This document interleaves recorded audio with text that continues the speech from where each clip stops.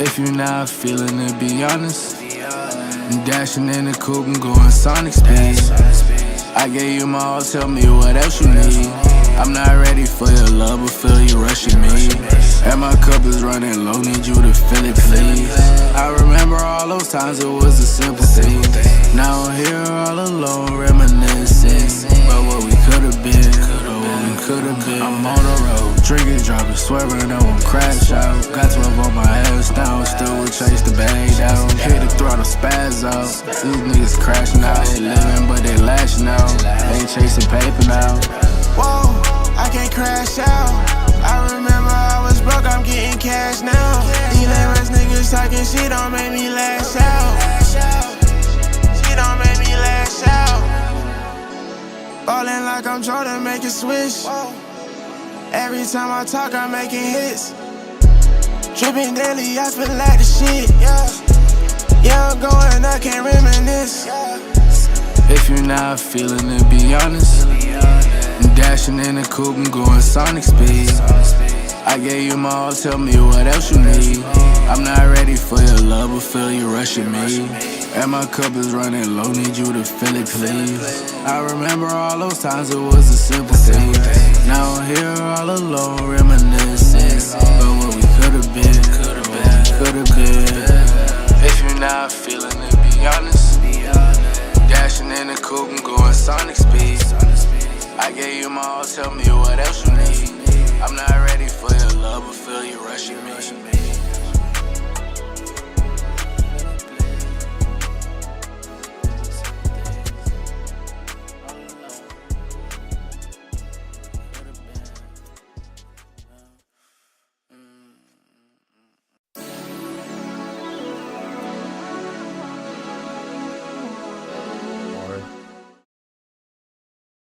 What's good, y'all? Welcome back. It's been a minute.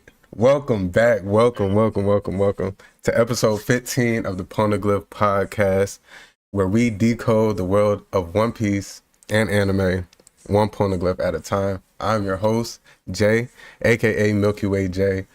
Back here with my brother, my co-host Ja. How you feeling, brother? What's up, guys? It's been the long-awaited episode 15 is here. We went ghost in November. Yeah, a lot of things happened. We were just living life each week. It would just, we lived this month. I'd say it was just week by week, and our schedules weren't really aligning, so we just had to take that little break with the holiday coming around and everything as well. So, but I'm glad to be back. The long-awaited episode is here. 15. We're back. We're probably going to be way more consistent now that things have calmed down. So expect more from us. Yep. The only thing that might be changing is like our specific live time. As y'all can see, we're a little bit live earlier today, but once some things start shifting and stuff, we'll get a set time again. But we're going to be back every week. We might have 1 week coming up where I might be out of town, where we might not get an episode in. We might try and do something in person though. But we'll see. Stay tuned for that. I hope all of y'all enjoyed y'all Thanksgiving as well. We got a pretty good jam-packed return episode today. We are going to, of course, start out with our anime world news. Then we're going to get into 1152 of One Piece. React to that. We've missed the past couple episodes, but there's still a lot to talk about and a lot to see. We don't have any Davy backdrafts this week. We will be coming back with something next week, I promise. And because I don't think we have a manga chapter next week either. But because of that, we will be reviewing last week's manga chapter 1167 and then this week's manga chapter 1168 as well. So we got a pretty good episode for y'all cooked up. So if y'all are here live with us, make sure y'all smash the like button. Spread love, share it, and if y'all are catching us on the VOD or on audio platforms, Apple Podcasts, Spotify, wherever y'all get y'all podcasts from, give us a 5-star rating, a fire review, and we'll make sure to respond back to y'all and things of that nature. Give me your thoughts before we get into this anime world news, Ja. Just It's as been a a couple whole. weeks, so I'm just trying to see what's going on in anime. I'm not gonna lie, I ain't been tapped in. I haven't watched. I haven't been watching anything recently. Mm-hmm. I need to get back on my grind. So You haven't been I watching know, there's a nothing. lot of stuff. Yeah, I find like maybe the other day I just finished Black Clover finally. 'Cause I had like the last couple Mm. episodes I needed to watch, so I Mm. just finished watching that. But um, yeah, I have no clue what's going on in the anime world. So Okay, I'm okay. here, you know, I I'm really here to don't learn. have too much. I got like 6, maybe 7 points. I don't know. And then we're Okay. gonna, but it's more of the recent stuff. Been a good amount of stuff that's been happening, but nothing that really struck me as where I needed it to put it in for this week. But first and foremost, Hell's Paradise season 2 is set to air on January 11th of 2026. You watched season 1, right? I caught up, and I finished it. It was better than I thought it was. I'll say that. I was kind of dogging it the last time we talked about it officially on here, but I finished it, and it got way better. So I'm excited to see season 2 actually. See, one thing y'all got to learn about Ja is when Ja started anime, his first anime was Naruto, and he was like, that was it. It was Naruto or nothing. And now he's finally opened up his palette, and he's watched a lot more since. But when it comes to Shinobi style, like he just has such a he's so nitpicky with it, and Yeah, I get the ick, man. Like you can't. I don't like. I know it's heavy in that culture, Asian culture and stuff. So, and each little country will hit it in a different way. But right. like when they start, I'm just so stuck on what I know from Naruto, and when I hear it in other shows, it's just I can't. They start biting, bro, and it doesn't all Uh, add up in the same way. So I just get the ick a little bit, but it turned out way better than yeah, my I thought it dog was gonna Gabby be. Morrow, he Kevin Moore, he's uh him. a real fire a real fire MC. Yeah. But moving on. After nearly 10 years, My Hero Academia anime journey has finally come to an end. Next Oh week, shit! the final episode, which is episode 11, will air on December 13th. Um, Wow. yeah, Thank 10, God. 10 he said thank God. Um, I mess with My Hero. I mean, it's cool. It took me a while. Like when I first started watching it, I wasn't a big fan, and then these more recent seasons have really turned me up.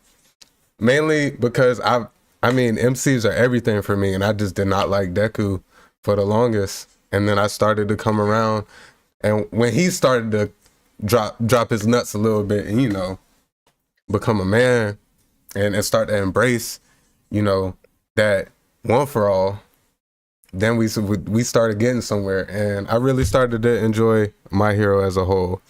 Um, I don't really have too many strong feelings about it coming to an end. It was a good show, and I Are you really, gonna finish it? yeah. Okay. I read the manga and stuff, so Oh, okay. Cool. yeah. That was one. It's just it really turned up, towards the end, and so it's really good, especially the ending.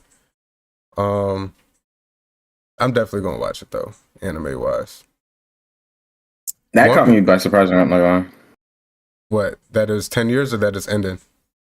Both. That is like ending right there too. Yeah, I got a couple quirks myself, so head maybe I'll ass. maybe I'll watch it or something. One Piece wins Anime of the Year at 2025 Japan TikTok Awards.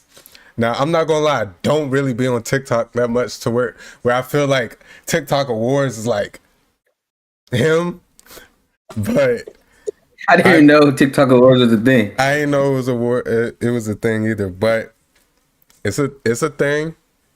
And shout out to all the TikTokers and the TikTok award winners and stuff. And I don't really know how all that works in terms of that award ceremony and how much weight that award holds. But nonetheless, TikTok is a huge platform, probably the biggest social media platform right now. And One Piece winning anime of the year, rightfully so. I don't see any other anime winning it every year. Point blank, period. Unless it's a hot anime like how we got what was that, the beginning of last year? With like the free Ren, Solo Leveling, Kaiju number 8, Don. If it's not like a hot pickup like that, shows coming out and they all did like pretty damn well, I don't see One Piece being dethroned there. Yeah. I mean, it definitely has to be nominated every year, I feel like. No, yeah, for sure. No doubt about that. I feel like every time we do an Anime World News segment, we talking about anime movies at this point. Demon Slayer and Chainsaw Man movies are both now officially in the race for the 2026 Oscars. I feel like that's a huge feat. You know, just for a movie to be, I don't know who votes for the Oscars, but if it's the public, y'all go vote for the anime movies. Demon Slayer, Chainsaw Man, they was both very, very turnt movies. And they deserve all the awards that they could get. Definitely. Gotta go see JJK 2. That just dropped. Yeah, what, the other day, 2 days ago. I'm late. I gotta go see that. Yeah. I heard some slander. But you know, it's not like a full movie though. Yeah, it's like that's all they. Yeah, Mm-hmm. I mean, as long as you go into it knowing what you're getting yourself into, I mean, it's JJK. Honestly, seeing the animation alone in theater is gonna be enough for me. Right, you feel me? And it's all canon. So like, yeah, what are we hating on? It's a recap anyway. If I'm not gonna go back and watch the show, so I just recap on that. You know what I'm saying? Well, like, why not? I mean, and if it's that, one, you going into it with your expectations off if you thinking you finna get a full brand new movie, and two, yeah, if you care so much, don't go see it. Hey, that's all I'm gonna say on it. That's all I'm gonna speak on it. But yeah, Demon Slayer and Chainsaw Man potentially could win some Oscars if voting goes in their favor next year. Cool to see that. Black Clover fans just got a wholesome bit of lore from behind the scenes as Yuki Tabata confirmed that Charmy, the series' most chaotic food lover, is actually based on his wife. Now, I'm not gonna lie. We'll do this on the spot real quick. I've been thinking about it the past, a couple weeks and everything. Right. Your top 3 from Black Clover. I'm gonna put mine out there first. Okay, go ahead. I got Noelle. I love her story, what she's fighting for. I'm sorry, spoiler alert. Her mom's and shit along those lines. I love that. That's like perfect for me. She could have been an MC in a different show, in my opinion. Shout out to my dog Charmy. Her power, it needs to be implemented in a lot of other shows. I just love her power. Her power up is pretty fire. And who was I saying was my other? Yeah, I'm gonna just put 2. Those are actually my favorite characters in that whole show. All right, I'm gonna give you my top 2. No order. I mess with Luck. I mess with Luck a lot. Luck's fire. And, I gotta go with Mera Leona. Okay, yeah, no, she's a dog for sure. Like she's such a dog. Like, come on now. She's about the fade. Like, she's about the fade. Yeah, she turned. You got another one or no? I mean, I don't want to be basic, but Yami's like the GOAT. No, of course, yeah, Yami, of course. But like, if we're not going Yami, I don't know. I feel like I'm basic though. I feel like I'm basic. Yeah, I'm gonna just leave those two. If you go two, I'm going. I want to throw in their little brother, Fuegoleon, and Fuegoleon. Just the little brother though, like Yeah. Okay, I forgot his name, but I know what you. I don't know. Just having those two, big brother and big sister. I don't know. I expect great things for him to come. So right, it's like you have no choice. No, you have no choice. But I mean, same with Noelle too. Like, no, yeah, it's the royal family and stuff though. With all that, I also like Noelle's banter. She like when she uses her like I'm royalty line. Like that's actually funny, in my opinion. How she uses it and not like how the other people are talking really down on them. Mm-hmm. She uses like like I'm royalty. Like can't blame it on me. Like this is just how it is. And her like little love thing with Asta. I love that about that too. Gotta love. That's all I have to say about that. But yeah, Charmy, based on his wife, is kind of crazy. It's funny. I feel like we all that's funny for sure. We all know some women like that. We all know a foodie. Facts. I love her power though. Like I don't know, that needs to be implemented into One Piece. Like Big Mom Chef, Strusen. Okay. Right. He's not as good as Charmy, but nah. I don't think anybody in that world is gonna be, unless it's one of them food anime. I don't think nobody touching Charmy when it comes to. I mean, like, because, or actually, I just watched this. Remember when Sanji went to the Eva's island? They were teaching him because they were like, he was tired. They had cooked him some food, and he was like, "This food is like restoring my energy and all that." And then that's when he trained in the time skip.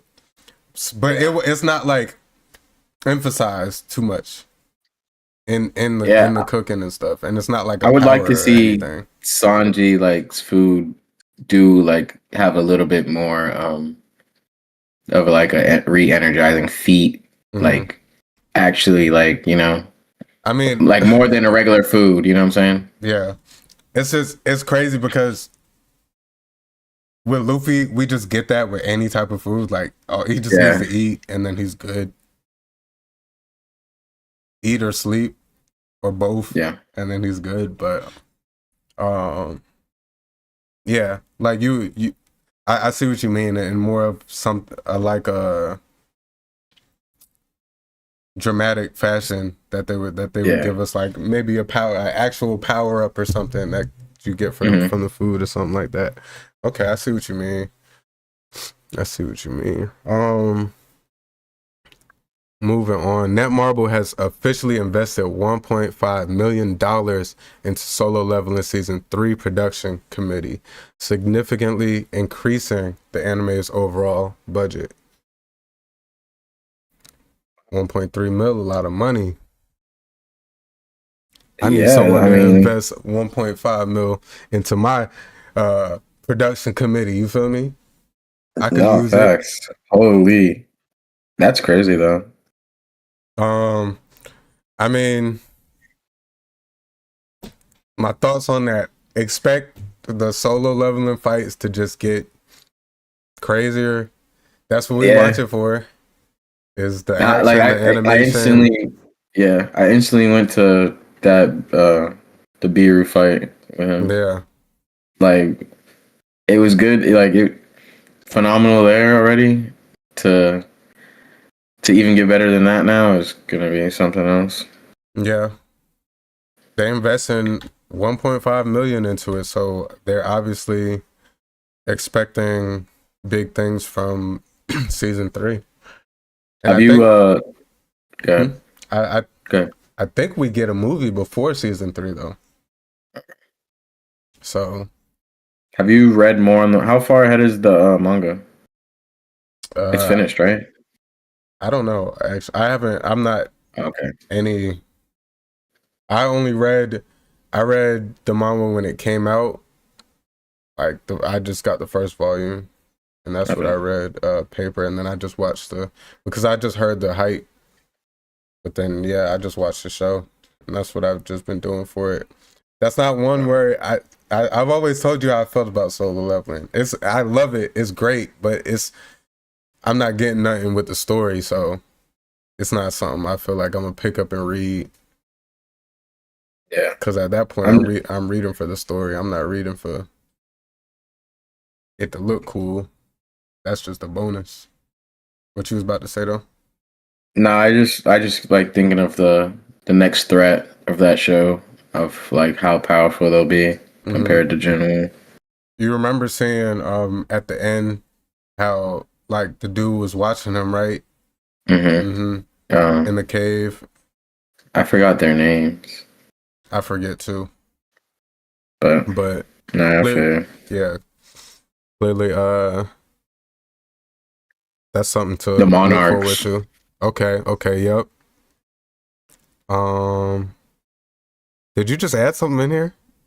Yeah, I remember that. I remember seeing that from the other day. I had to I throw seen that in that. there. I seen that too. You could read that out at the end. All right. Okay. Hiroki Yasumoto, the voice actor for Chad from Bleach, was recently involved in a traffic accident. Reports now say that his health is improving and he's in stable condition, but he is pausing his voice acting duties and will not return until the doctor gives him the green light. I mean, hey, focus on your health, bro. No, for sure. Focus on your Thank health. God he's all right. That would have been terrible. I thought this was going a lot worse than it was going to be, but Yeah. When I I'm glad first he's seen doing it, well. I was like, oh no, because I know I think there's one more season of 1,000 Year Blood War to come out. And I don't know how far they are in production with that. It's been a couple years since we got the last season, so I really want them to finish it up. But yeah, I'm not sure how far they are with the production on that. So we definitely, nonetheless, even when it's finished, keep your health intact. But I would hate for that to have gone worse. So it's good that he's in recovery and he's taking his health serious. He said not until Doc gives him the green light, he ain't doing nothing. So Yeah. I'm sure he has other roles as well. I'm sure he's not just a voice actor. We tend to see voice actors do multiple roles in different shows. His nonchalant ass. Buff for no reason. Well, he was buff for no reason for a while. You ain't caught up on Bleach. I'm on what's it called? They made it to, what is it, Moist something. It's like the first stronghold where what's his name supposed to be at. Aizen. Okay. I think I know where you're at. I don't want to They say in too there much. fighting the maze and shit. They're fighting people and stuff. Weko Mundo? Yeah, whatever. Wiggle Mundo. Mm-hmm. Okay. All right, you can go ahead with the last little point. One Piece, of course, surpasses Superman in all-time comic/manga sales. We have done it, guys. Anime on top. Mind you, Out with the old, in with the new. We're done with the 60s. I'm done. Let me add on to that. Superman comics started coming out in the 1930s. I want to say 1937. I remember it was just yesterday for me. I remember when the first Superman volume dropped. Fast forward like 60 years to the 90s when the first One Piece volume dropped. One Piece already surpassed Superman. Superman ain't going nowhere. That's still every little kid's favorite superhero. And One Piece already surpassed in physical copies sold. That's a crazy feat. 25 years. Crazy feat. Anime going up. Manga going up. Love to hear it. Love to hear it. Oh yeah. So that means Luffy could beat Superman. Moving on. Facts. Merch. Merch. That was our anime world news segment. If y'all are here live with us, make sure y'all smash the like button. Even if y'all are catching us on the VOD, smash the like button. Subscribe if y'all are new and y'all are rocking with us. We go live every week. We haven't been for some reasons, but we back and we better than ever. Audio platform listeners, Spotify, Apple Pod, wherever y'all listen to us on the podcast, on the audio side of things. 5-star rating and a fire review. Keep showing us love and we're going to keep getting on the front pages, and hopefully 2026 we blow up and we really take this thing to another level and have a strong community over here on the Poneglyph podcast. We appreciate y'all for listening. Greatly appreciated, y'all. All right, so let's roll into episode 1152. Any thoughts before I get into this? I will put out there, we have watched the past episodes. They were bangers. I can't lie. I liked them. I had no issue. I feel like they've nipped those animation issues that we were having a couple weeks ago. They've nipped them in the butt. I didn't feel no way like anything was not how it should have been. Right. So I think we're on track for, great things to come. I agree. Regardless of the new pacing shit now that we're gonna go into next year, but right. I think we're on a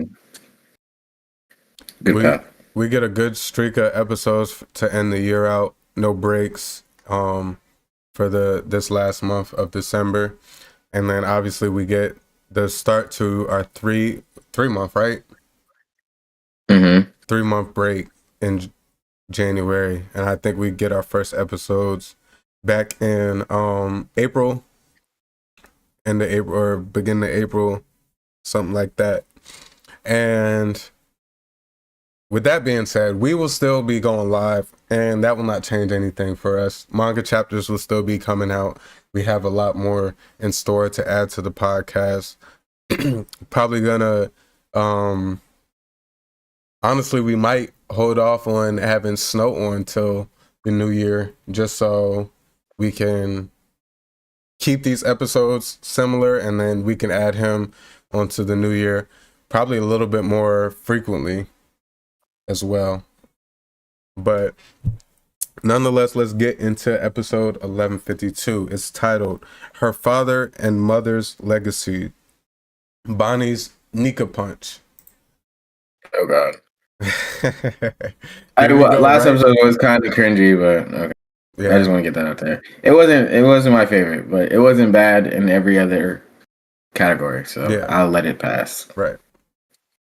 Zoro and the others who are on the Sunny in the labo phase finally attempt to escape, but at the cost of an unexpected sacrifice. Meanwhile, as Vegapunk concludes his speech, Bonnie once again faces Saint Saturn, the object of her great hatred. All right, let's get into it. Let's do it.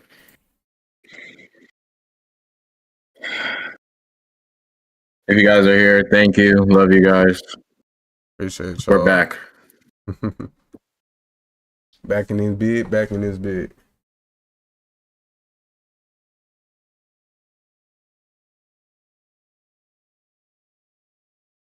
Punk Hazard.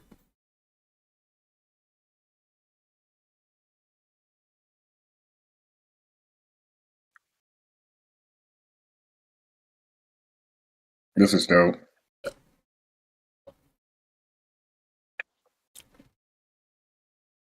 That boy Vegapunk, he had a big ass head, but he was clean as hell with his shades, no cap. Clover. How much his haircut cost? Who, Vegapunk? Mm-hmm. Boy, It depends what he want though, because he looked like he kept the same length, so he had to get trims in the lineup. Boy, I'm texting his ass. How long does that take?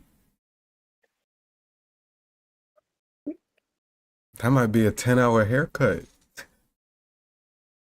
I gonna lie, Clover got that drip on too right now. I can't I lie was about to to you. say. Hold on, let me go back. Ooh, they about to really get into it right now. Hold Hold on. on. Yes, before they is about to get into it. So let's talk about Clover, because he look cold as hell right now. Okay. He dripped. He dripped right now. He got the boots on, the black All on black black leather. black on black with the Clover to match his. Come on now. And then he said, "My name is Clover." Come on now.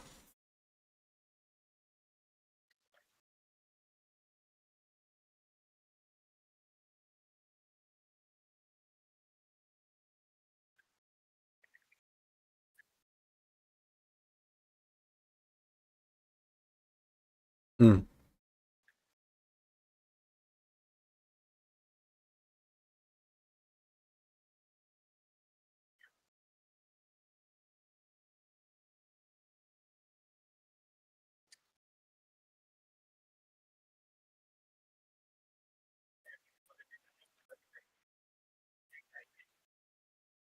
I didn't remember this.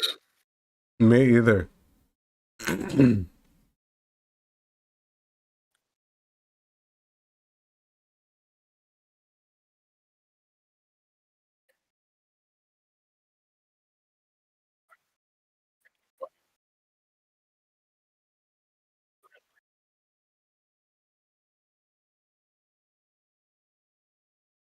That little dragon just chilling. I just want to add on just to flex more for Clover. Oh, they're gonna hold me every time. Why? Oh, the thing. Yeah, be getting That stuck. why does that do? I have no clue. Um,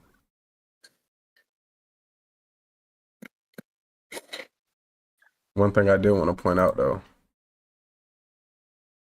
Not again. I was about to say. that boy got the Ed Hardy tiger on, bro. He got Head the Ed Hardy on, bruh. Clover is dripped.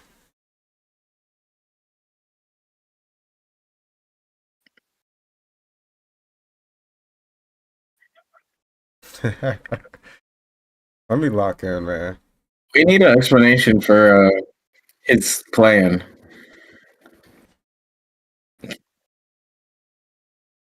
Cloverhead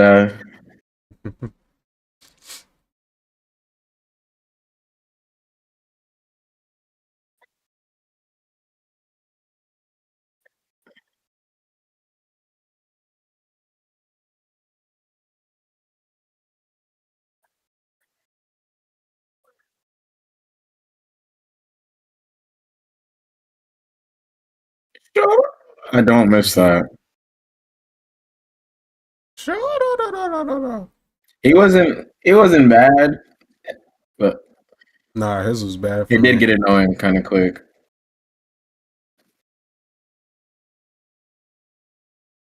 Dang.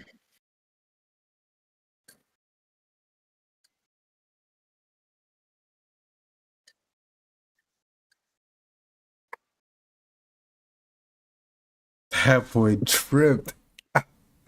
Yo, Vegapunk clean.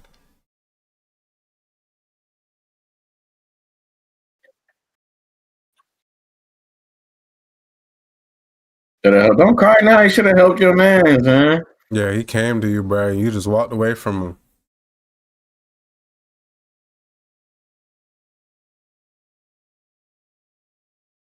That's probably why Oda pacing like this, bro. He makes sure everybody tripped out.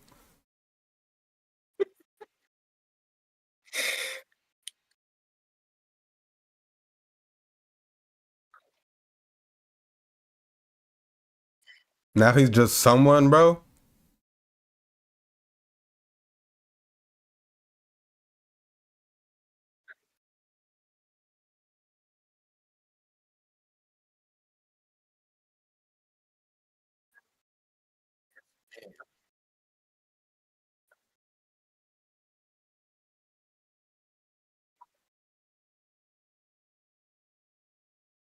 Oh man.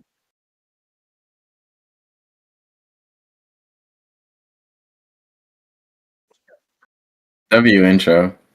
Nah, no cap. I didn't even realize that we didn't even see the title yet.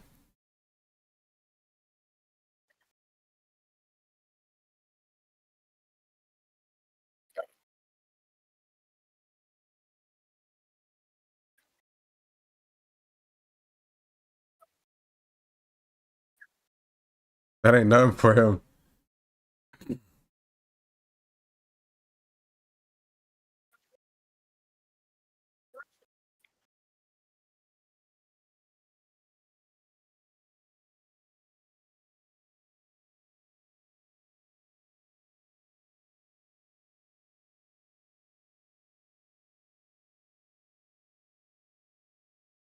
Mm.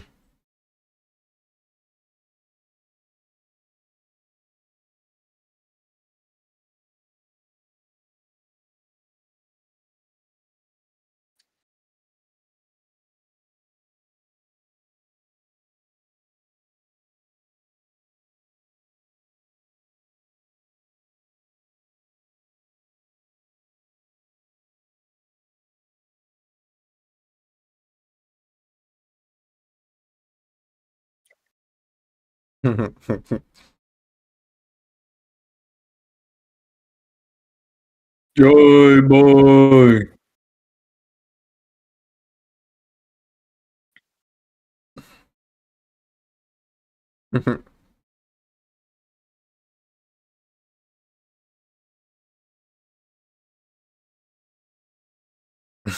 He said, okay. Mm.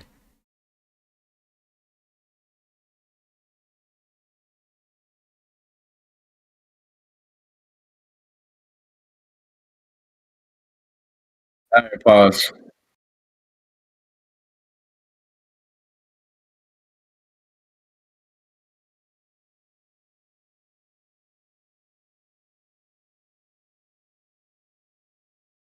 Mm. Pause, pause, pause. I would like to see less flying around and floating. From Luffy? Yeah, from everybody. These niggas cannot fly. Kizaru can fly. I'll give him that. Yeah. Right. Who else is flying? Bonnie was doing it, floating forever. I don't want no. No, no, no. Luffy, tone it down, brother. Gear 5 is enough. If you're not propellering your shit, I don't want to see you floating for that long. I feel you on that. I feel you. I didn't even really pay too much attention until you said that, but I feel that. Satoru Gojo can fly. He gets a pass. Why'd you But just bring up Gojo? because that's I'm just thinking of people that I know who fly in animes. I mean, there's a lot of people that can That fly in have anime. no, but We're like talking that about One actually Piece. have, but like he doesn't like. There's no explainable reason for you see Gojo flying, but he's Satoru Gojo, so Yeah, he's allowed to Gojo has fly. no. Yeah, you're right. Gojo has no reason to be flying, but he's Gojo, so we give him the He can pass. fly. Like he can Yeah, fly, and like we not gonna question it. facts. Yeah, Like nigga, he's sitting on it, like come on, bro. but the technically his powers are limited by his imagination. I'm Yeah, just keep going. I'm gonna just keep going. I'm gonna yeah, just keep going. yeah, Just yeah. keep going. Oh, Luffy asking questions. I can't hear anything. I don't think I picked up on that. Voice of all things. I didn't realize that either. At least with Emet, I did not realize that. Yeah, me neither. That's crazy because that's a No, that changes a robot. lot. Yeah. That's We gotta find that interesting. power source, Yeah, we whatever gotta. that power source is.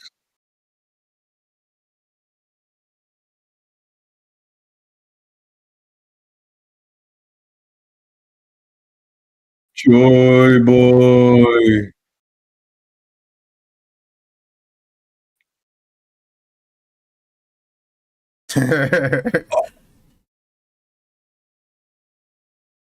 I remember this. Sanji got hype there. That's dope.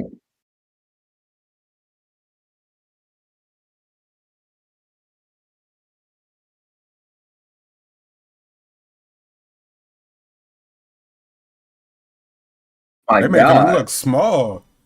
The There they gloves are are. that big.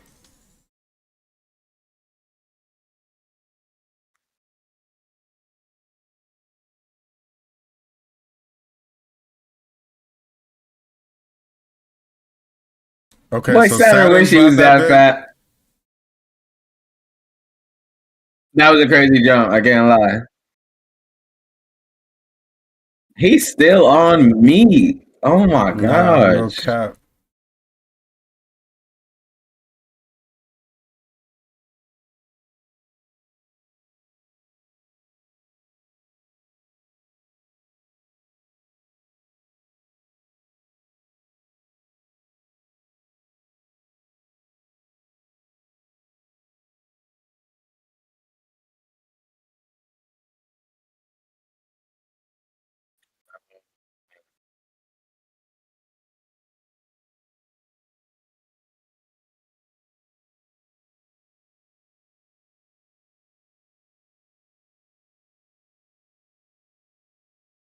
Oh man, the courage. Right.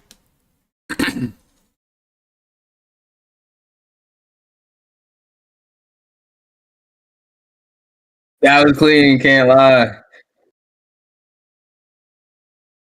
He sat down and just whipped that bit just Yeah, now. right. That was clean.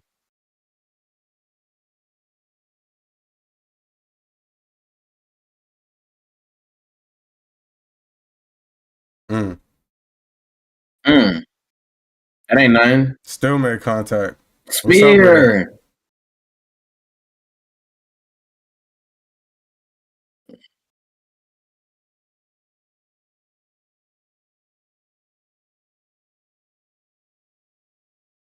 Man, shout out to Atlas.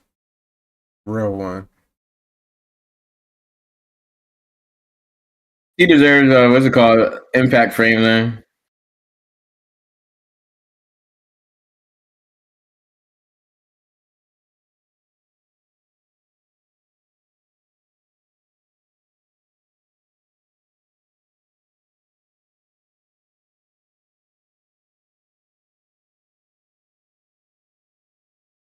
Mm.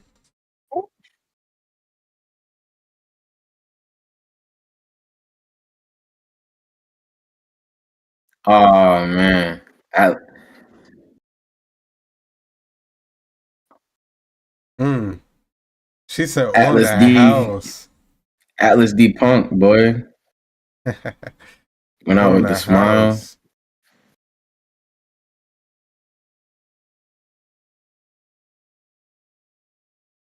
Dang.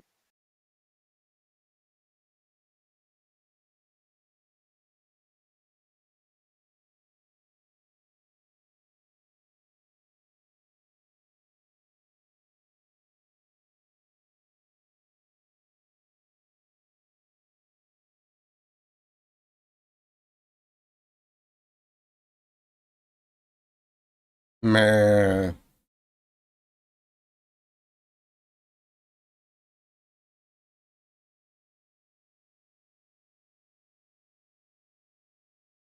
Ooh, that did damage to him. That really blew him up. Right.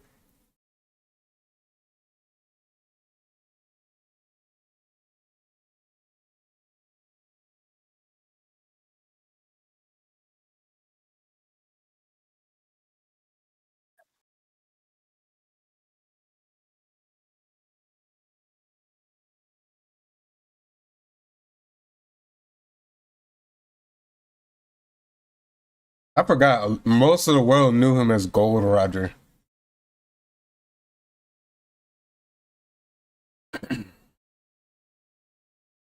Mm.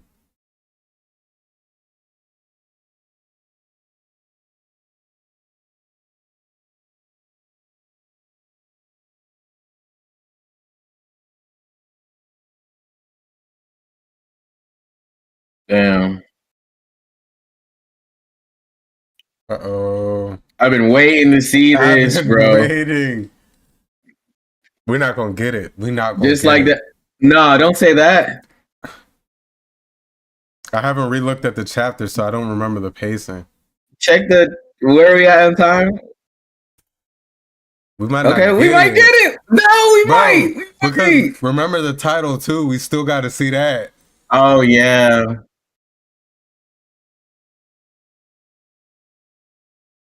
Dang. I think that might be it from what we see from that scene right now. Dang, dang, dang.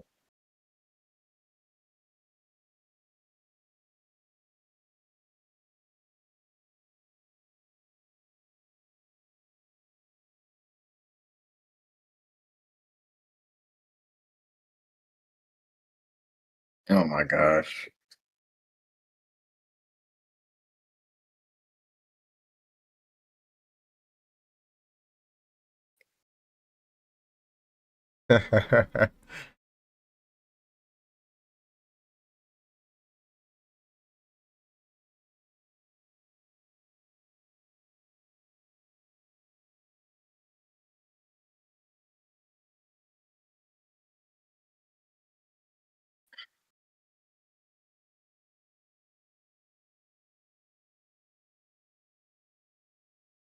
Twelve-year-old, by the way.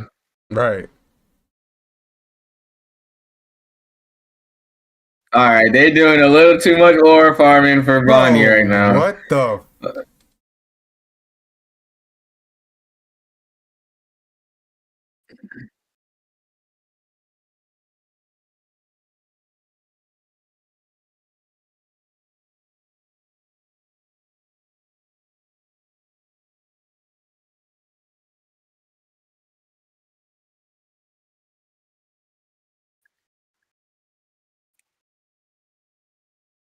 See this no more, bro. Hey, turn on the light.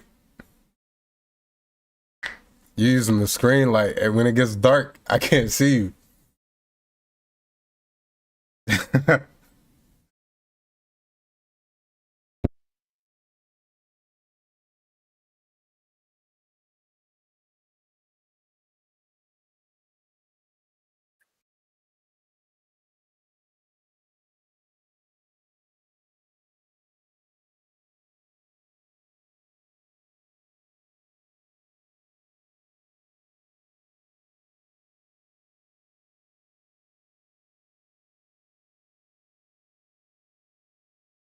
Mm-mm-mm-mm.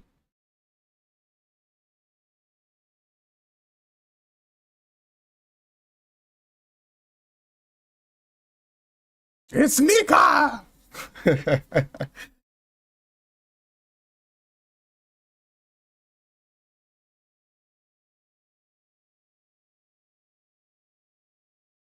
mm.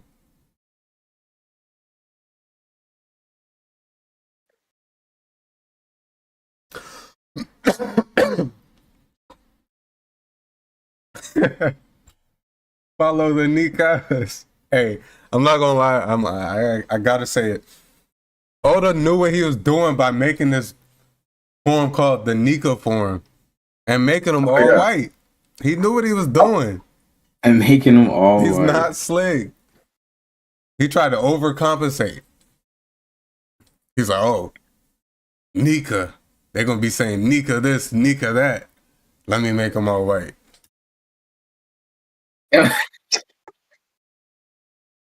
Yeah.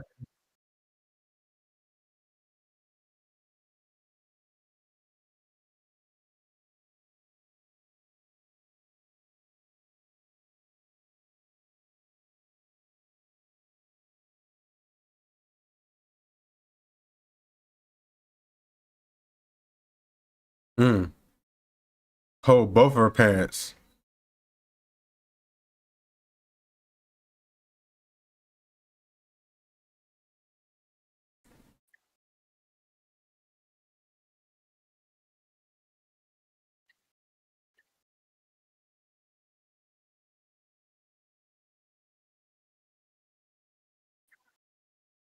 Mm.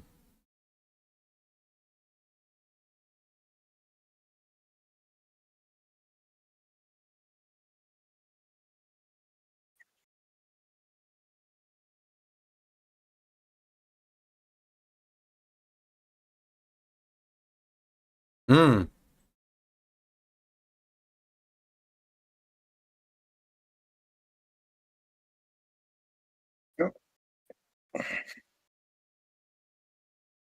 I'm gonna say it now, bro. I'm gonna say it now. I'm gonna say it now, bro. I done seen enough of the Kuma and Bonnie and Jenny. I done Okay. seen enough. I'd seen enough. We were stuck the whole summer. The whole summer we were stuck watching this. I'm good. I'm good. I don't need another flashback. I'm good. Yeah, they're dragging these flashbacks. We remember everything she said to him and everything that Kuma did, bro. I remember freshly. It was it was a great backstory. Top 3. How could For I sure. forget?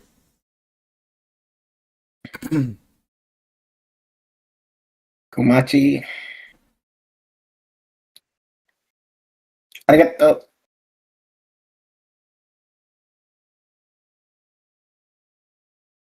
Armament with the Yeah, they did not just do that. They did not just do that.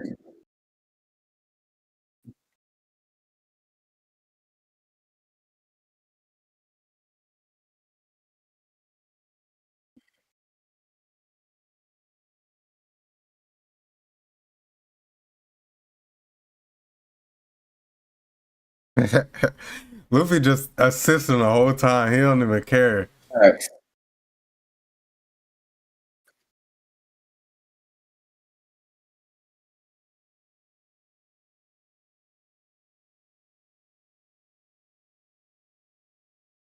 Oh, he threw a whole Gatling. Never mind. Yeah, just ruin their shit. Right. They done came and saved you and everything. Mm.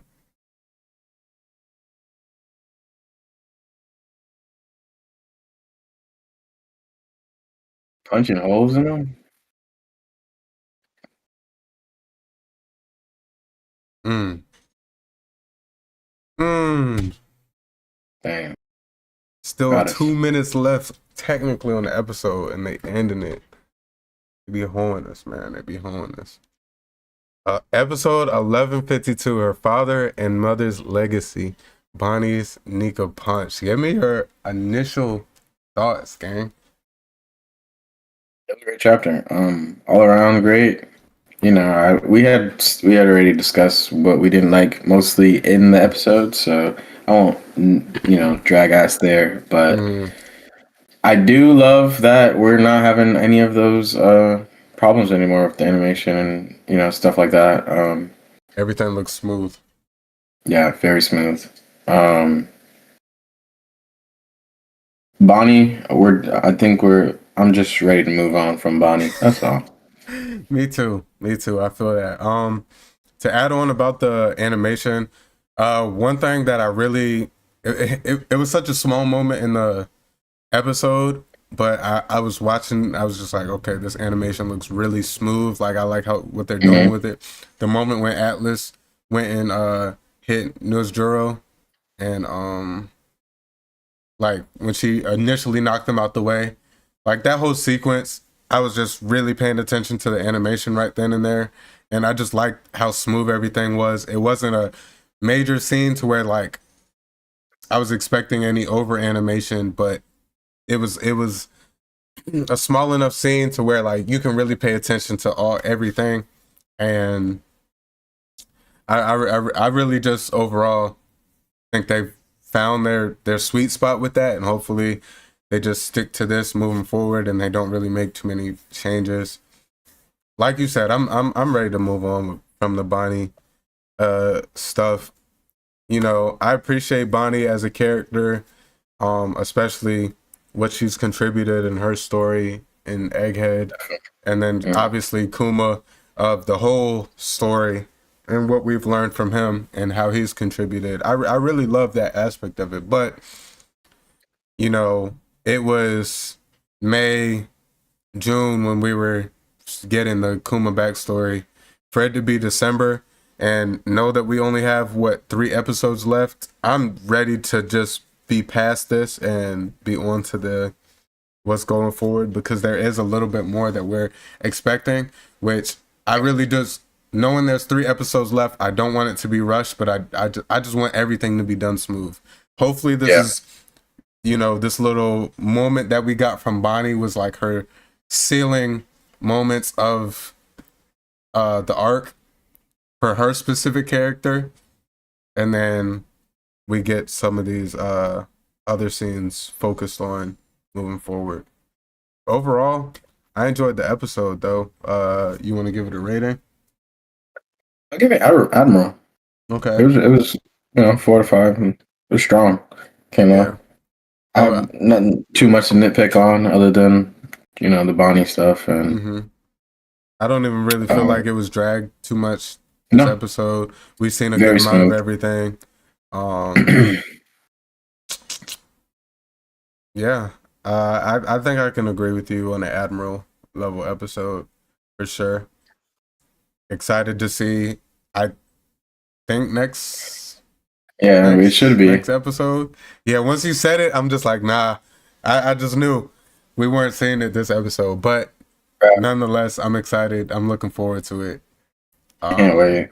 For our anime only watchers out there, just stay tuned. We ain't talking about nothing. Don't listen to us too much.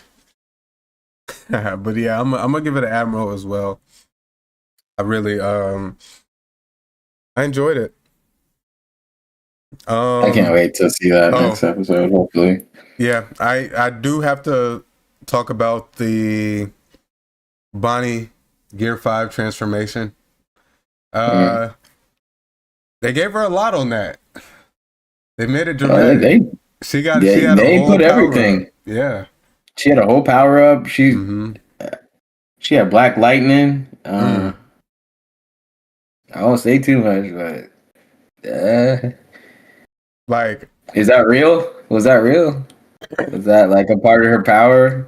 Can she jack that too? I hope this is a one-time thing. I told you this in the manga. I totally. We talked about this like months ago when we read the manga, and I hope this is like a momentary situation, and this isn't something that she just has in her bag now.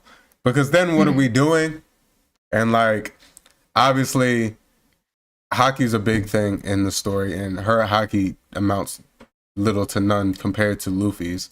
But giving her the hack's ability of a fruit that you didn't even eat, I don't know how I felt about that. I still don't know how I feel about that. But nonetheless, I do like that moment for her. I mean, it's a cool moment to, she is facing off against the Gorosei that really made her life hell through her parents' life, through making her parents' life hell. And so, that is like her taking a big stand against the world government and all that. Because of what they did and how much of a direct impact. Like, your average One Piece character isn't this directly impacted by the world government start to finish. We get our Robins, we get our characters like that, Doflamingos, people like that who have had more ties into it. But none of her family, her parents weren't born into it. They were pretty much uprooted and forced into what they had to do, and that ultimately made her life what it is. So it's a cool moment to see her have that against one of the top figures. Yeah. But also at the same time, I'm just like, I don't like it. Bonnie's never been that character for me, and to give them that, even in that worst generation era, blah blah blah. Like, I never consider, She's 12. Thank you. She's 12, but you know it all circles back to that. She's 12, but like, yeah, we're giving her a lot. We're giving her a lot. She might be the strongest 12-year-old in One Piece history, arguably. Like, yeah, that's crazy. But moving on. Admiral level episode. I enjoyed it. All right, I did enjoy it. No doubt there. Yeah, I just don't like. I just hope it's a Luffy. Him being present is like what boosts that for her. Right. But I hope so. Outside of him not being there, I don't think she should be able to go as crazy as she just did. Nope. Yeah. Not at all. And I don't want it to turn into a Nika fest. I'm sorry if this is what it turns into. I'll be pretty disappointed. I don't want to see the Straw Hat crew with all white hair. I'm sorry. I've heard that theory circling around, like similar to how Naruto was able to pass around his tailpiece cloak, him being able to grant the Nika form to the Straw. If I see that, I might crash out. No, I definitely will. If I see Jinbei with white flowy hair, oh my god! Don't piss me off. Don't do that to my dog. Don't piss me off, bro. Sanji hair go from gold to white, bro. Zoro, come on, bro. Nah. I'll be sick. Yeah, definitely. Well, that's gonna wrap up our episode review, episode 1152. Good episode all around. Hopefully we get some even better ones moving forward to wrap up the year. If y'all are watching us live, here with us live, make sure y'all smash that like button. If y'all aren't, make sure y'all are here for the next live. Like, what are we doing now? Come on. Gosh. But if y'all aren't, head over to the YouTube, check out the vibe for the visuals. We actually have a live reaction to the episodes, even though on our audio platforms, due to copyright issues, we cannot have the audio. If y'all want to catch a little bit of the visuals and what we're seeing, and also when we review our chapters as well, we tend to have them on screen, not necessarily going through each page, but we tend to have the panels on screen when we're talking about specific panels. So if y'all are on audio platforms, we appreciate y'all. Give us a 5-star rating, a fire review, and tap in with us on our socials as well. We post a lot of reels on Instagram, shorts, TikToks, try to flood the short form content as much as possible as well. So hop in the community, join us. Let us roll into our Manga Mania segment, our final segment of today, where we will be breaking down 2 chapters, 1167 and 1168. Do you have any thoughts going into this? Yeah. I feel like this chapter was a little bit of like a just a little precursor. We learned a lot of in-depth things, but they didn't go too in depth. There was a lot like a hopping around. So yeah, like just lore building, I guess, even more. Yeah, it gave us a lot of different aspects of what's going on. Yeah, and but there were some, like some big things that happened in this chapter. So I'm here for it. It wasn't terrible, but it was like kind of just out of left field stuff. Like we didn't expect the route right after God's Valley to go this way, but overall good chapter. And yeah, I won't have too much to say, but we'll make conversation out of. Yeah, we'll review it out. And talk about the different points.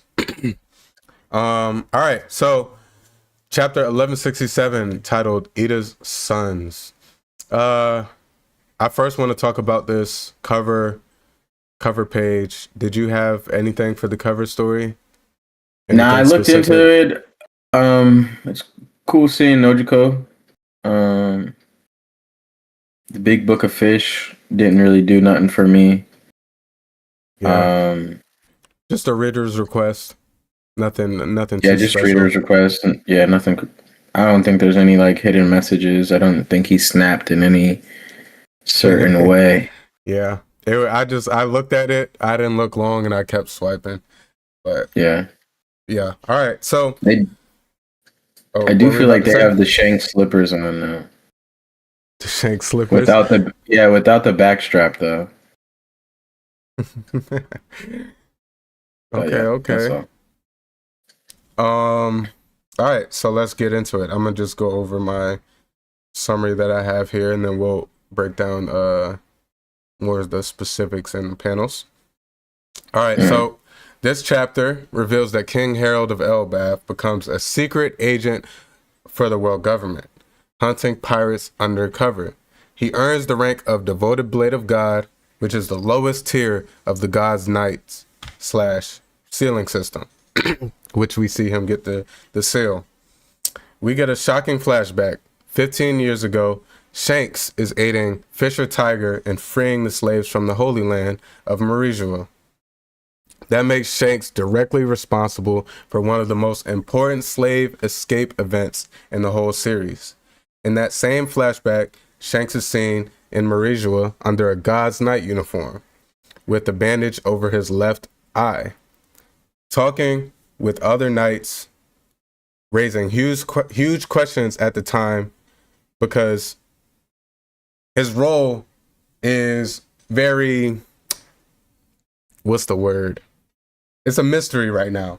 And you know, the timeline, we'll talk more about it in the full breakdown, but just in the timeline, his role is very mysterious. Meanwhile, in Elbaf, we learn that Ida, the mother figure to Harold's son, Hajrudin, and Loki's, is poisoned by the resentful villagers who oppose her in marrying into the royal line. Ida becomes ill as a result of this. The poisoning and Ida's tragic fate spark a violent reaction from Loki. Enraged, he burns down the village responsible and kills the traitor, declaring that Ida was his only true mother. It's a deeply emotional and brutal moment, and it adds major weight to Loki's character. All right. Let's get into the breakdown. So, good. I'm not gonna lie. At first, when I first seen these people telling these stories, for some reason I was still connecting it to God Valley, because God Valley just ended, and I was like, wait, are these people like that happen to know some stuff, or got like heard a story and is trying to like relay and just getting information misconstrued? But that was just on this page. Obviously, once we got to see that Harold was actually the one causing this mayhem in the Florian Triangle, I then connected all the dots. I thought it was like some remnants of God Valley, you know, stuff being talked about. And just to point out, the Florian Triangle is actually a direct reference to the Bermuda Triangle here in real life. Oda ties that into the One Piece story, just because the Florian Triangle in One Piece, a lot of ships, a lot of pirate ships and stuff go missing. A lot of mysterious stuff happens within the Florian Triangle that's unexplained. And here he's kind of giving us an actual representation of what's going on at least in this moment. And, you know, Harold's the reason why ships are being completely split in half and sunk into the bottom of the ocean. So I just want to add,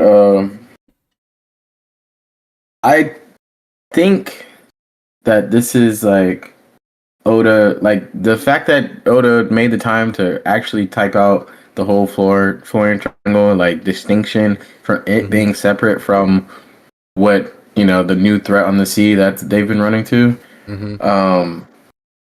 I just feel like the Florian really is going to tie in somewhere greater, maybe relating to Emu, possibly in the future.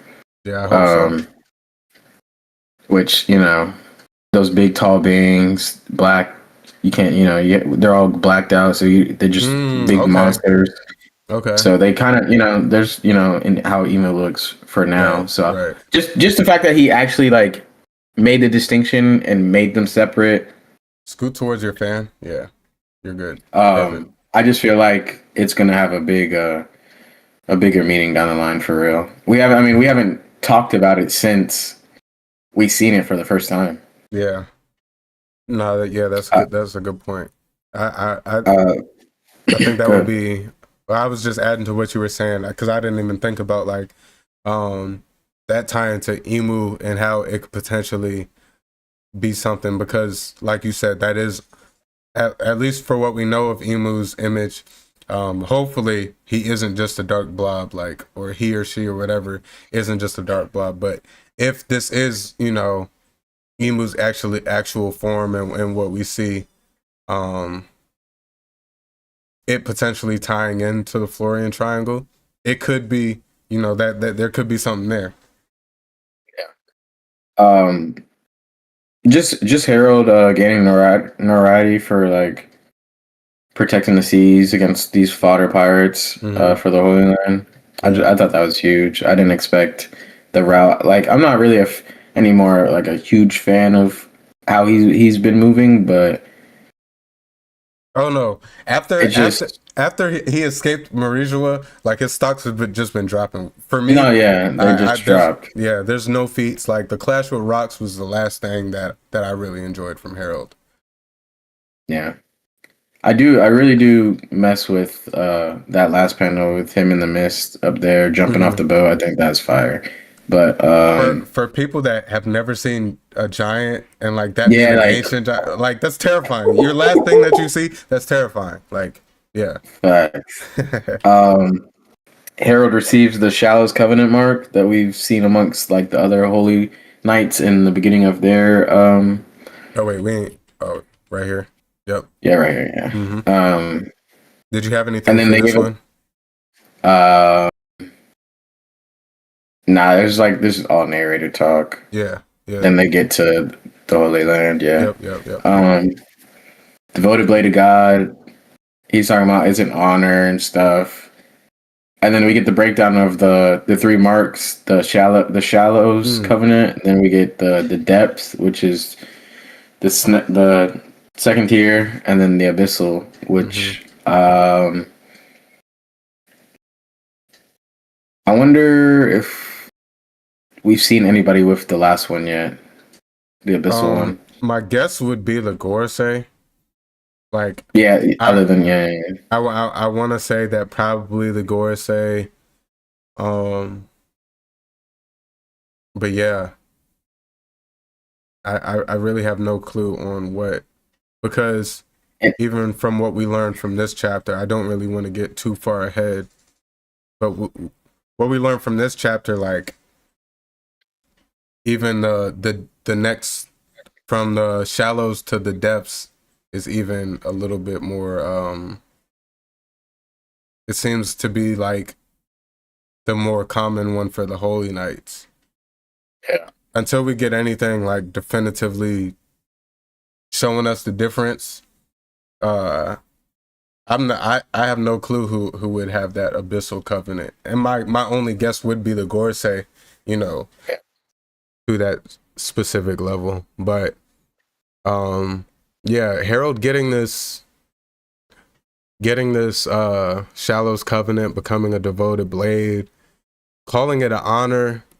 It's just all things that just constantly, make me despise Harold. And just like, bro, you had Rox right there. Like you would have been Rox's strongest ally. And we just seen everything that Rox went through. And who would have known the difference of how the tides would have turned if Harold was there? If someone, because we don't know where Harold lies in terms of power scaling compared to Garp and Roger, but you know, you were able to clash with rocks like that in Multiple times. Marizua, and that was years ago. Like, yeah, and then multiple times. It's like, damn, man, you really could have been a huge powerhouse for the other side, and in turn, like, you were just sitting there a couple chapters ago crying, bitching, may I add. I excuse my language. I wasn't even trying to cuss this episode, but Harold got me that pissed because you seen rocks died in the paper, and the people that killed him, you sitting there looking at your new tat from them, being like, "Oh, I'm a devoted blade to y'all." Like, come on, bro. Like, you's a hoe. And I really have no respect for you, bro. You done torn your horns off. Like, your whole pride that makes you who you is. That's like me. I'm not even gonna get into it. Say it. Say it. I said, don't say it. Don't say it. Don't say it. Okay. Yeah, I'm not gonna get into it because I was about to really turn up and go off the deep end. But come on, man. That's tearing your horns off. Like, bro, it's just like event after event. And you seen firsthand. You had so many times, even firsthand experiences where you see the world government and how they act, and you're just like, you have this big smile on your face, like it's the biggest accomplishment in the world that you get to serve these people. It's just sick. Yeah. Keep going though. Keep going. I don't want to rant too much about how much I dislike Harold because we'll be here for another 2.5 hours. You're good. I just want to just keep note of. Yeah, we got the marks. The long distance nail transponder that they give him. That it comes up later. I feel like. Next page though. Yep.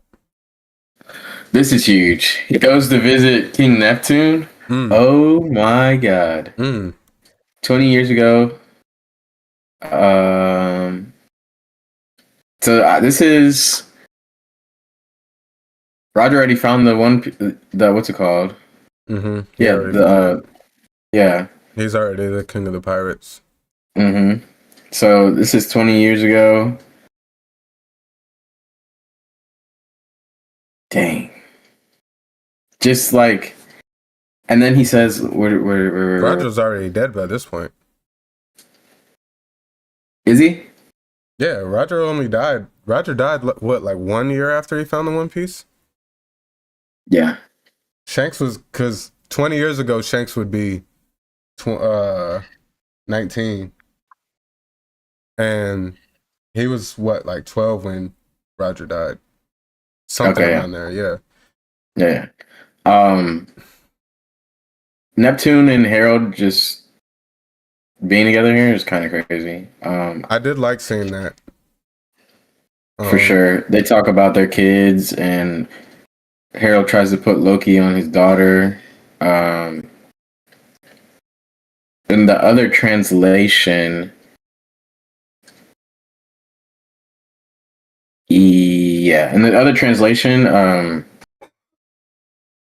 he refers to his daughter as being like Neptune. It's like Mosa, he calls him. Like Roger also called King Neptune for being like, you know, like yeah, Harry. Like Harry, like Brute and Harry, like that. Like just a big hairy blob. But also that's the didn't they call him Shaggy? Yeah, Shaggy. Shaggy in the other translation is Mosa. Oh, okay. And do you remember who Loki talks to on his transponders now? No, I don't remember. It's Shaggy or Mosa. So is King Neptune's daughter and Loki, have they been talking? Is that his friend that they've been talking about all this time? Oh, that they've never met? Yo. Whoa. You on to something. Hold Hey, on. they never met before, but they've been But who talking. though? Because His daughter, Shirahoshi is Shirahoshi. she's young though. She's young. They're obviously there's some age there, But how but old is she? Because this is 20 years ago. How old is Shirahoshi? is she born yet? What did he say? She's not born yet, right? Yeah, No, she she's now. born. When No. Roger. Oh, 4 years from now. So Okay, yeah. she might be. There's a nasty age gap, Oh, but there's definitely an age they're gap. they're But this is 4 years. I'm So almost certain. his daughter's gonna be born 4 years from now. So that's 16 years prior to the current story. So that adds up to Shirahoshi, right? She about 16. Yeah, she might be a little older. No, Is she? I mean, she's the no, youngest of she's a her teen for sure. siblings. Yeah, Yeah, she's a teen for sure. yeah. Um, No, because she was a little kid and she was trapped in the thing for like 10 years. all her life. Yeah, so she's around 16 because she went in when she was probably like 6. I don't even want to say 6, 7. I'm trying not to. Leaving that in 25. I'm trying to, bro. I'm trying to. Just wait till you hear Kai. He's already He was already on it. bro. He's in public school, bro. I Dang. thought he was a. I didn't think he was gonna know what that was. Then he knows what it is. All right, moving on. But yeah, But I, yeah, Shaggy. That's who he's talking to on. That's who he refers to that lady to be. And I don't think it's King Neptune he's talking to. no, it's definitely not King Neptune. That's a good. That's. I didn't catch that. That's a good one. Okay, something to think about. Something Oh to. yeah, it's up here. My bad. I was looking at the bottom Yeah, right. It's to the under future top of my left. little brat and your shaggy daughter. Yeah. So Shaggy is Mosa Mosa in the other translation, Okay, Japanese or whatever. interesting.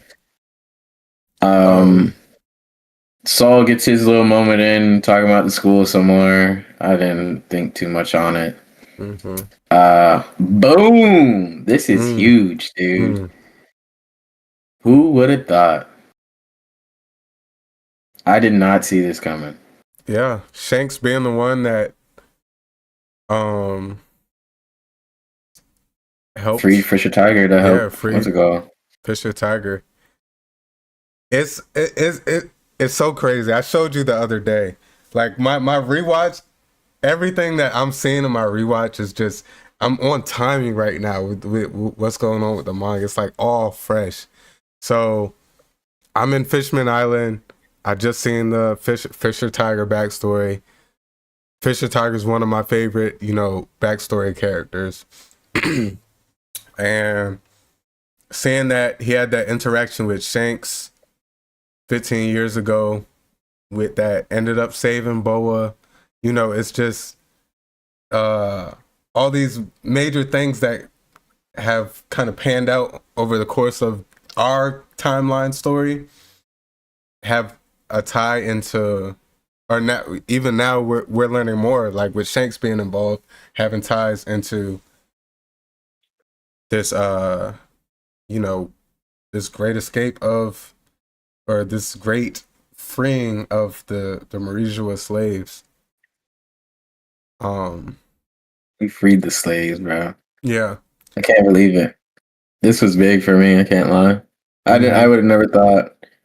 Uh, I would have never thought. I don't know. These two, I would have never put them together to know each other or to be friends. I wanted to. Like, I hope they have a deeper Like they met outside. connection. Yeah, they were able to meet Yeah. outside or something and something like that. We didn't really get a chance to talk too much about Shanks's initial appearance in Marijua, since Mhm. we were off. But initially seeing him pull up, it was definitely question on like how he was treating Harold, how he was acting, and not really Put it next knowing, page. huh? Put it next page. It's on there. Oh, that was on this chapter. Mhm. Okay. I'm tripping. I'm thinking we seen. Oh, last chapter was God Valley prior to this, right? And the rocks. Yeah. I'm forgetting this is last week. Okay. But yes, okay. So here, seeing his interaction with Harold here, it's just like it's a bit of a confusion on his motives.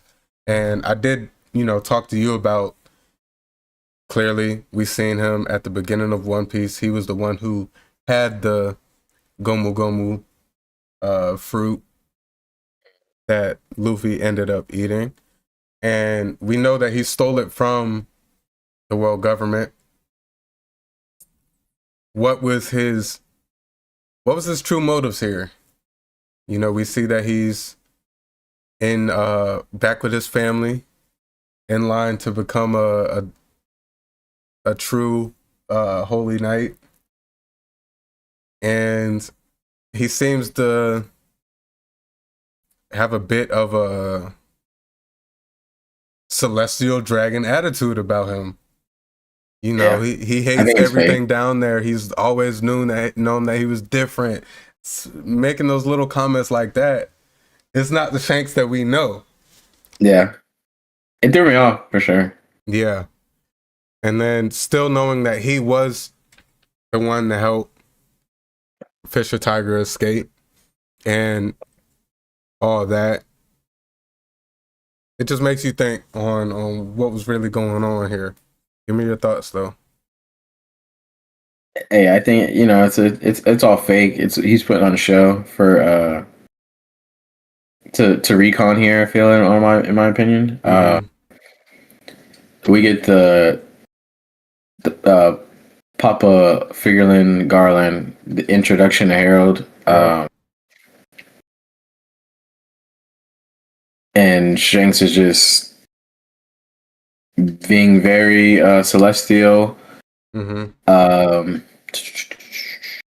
But he was rough. And then I think back to where we see Gabon in the tub with Shanks, and Shanks kind of is like urgently wanting to actually see Harold outside of the Holy Land, right? After how they've met here. It ties in. It's gonna tie in crazily, either in my opinion for the fruit, like how we were talking, or maybe he's trying to get information on what's to come, or so I don't know. Who knows? Yeah. I think I feel like there's a lot of things that I could tie into Shanks's motives. Let me go back to our text messages because I don't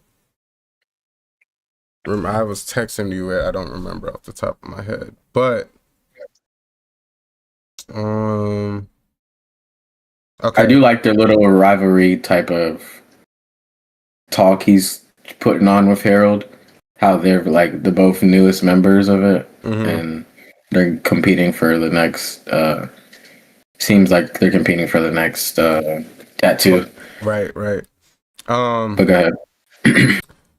Just add some timeline into where Shanks is in his life. He was already a captain. He was a captain 8 years prior. When that was 8 years prior to this is when he first recruited Yasopp and became the official captain of the Red Hair Pirates. And like you mentioned, when he was sitting there talking to Gabon in Elbath, it kind of gives us the vibe that, one, I do feel like Harold has had to have come across Roger while Roger was alive, because it even seems like he was hinting at knowing Shanks prior to, but Shanks not trying to like have his his cover blown. He kind of just shuts it down and like, how dare you speak to me as if we're equals and stuff. I do think that all has a connection, and I like you said, I do feel like he's trying to do some recon. He probably talked to, you know, the people of the Roger Pirates. He doesn't necessarily know what the One Piece is, but he's probably heard some stories. He's probably heard stories of God Valley, all different things. So he probably does know that there's more out there, and him probably finding out that he's of royal blood, being able to get in there and, like you said, do some recon almost. I think that's something that he was doing as still the captain of his ship. I feel like he told his crew, "Hey, y'all wait for me. I'm gonna go infiltrate, do some undercover stuff. Keep undercover, behind enemy line. Maybe free some slaves while I'm at it, and then I'll meet y'all back down here off the red line, and we'll get back to doing what we do." I also think that now I do feel like he purposefully got his arm bitten off to get that covenant mark removed, and to where he has no actual tie to Emu. I do not know we still don't know what all Emu's benefits are from putting the covenant seal on people. You know, we don't know if what he can and can't be able to do or control with that. So I think Shanks, knowing that this tie could potentially jeopardize something, I think he it's like, I'd rather not have the arm. So he wasn't trying to pay for that tattoo removal procedure. So we just went ahead and had a Sea King bite it off. Simple enough. I do want to talk about one more thing on the last page. Oh, my bad. He's scarred here. Oh, ooh, I did actually have that in my timeline. I skipped over it. Yes, he is scarred here. The infamous Blackbeard scar. What do you think? You think Shamrock was there? No, I don't think so. I feel like no. I don't think so. Where could he have been? What could have went down to where he's a holy knight and he gets scarred? Because here, hold on, didn't we just see him? Nah, We see a shadow of him, but he doesn't have. Oh, we can't tell. His We eyes can't blur tell. out. Yeah. And then I was looking at here. He was when he was a kid. Or no, Yeah. here. Oh no, that's Shamrock. He just got the short Shanks cut here. But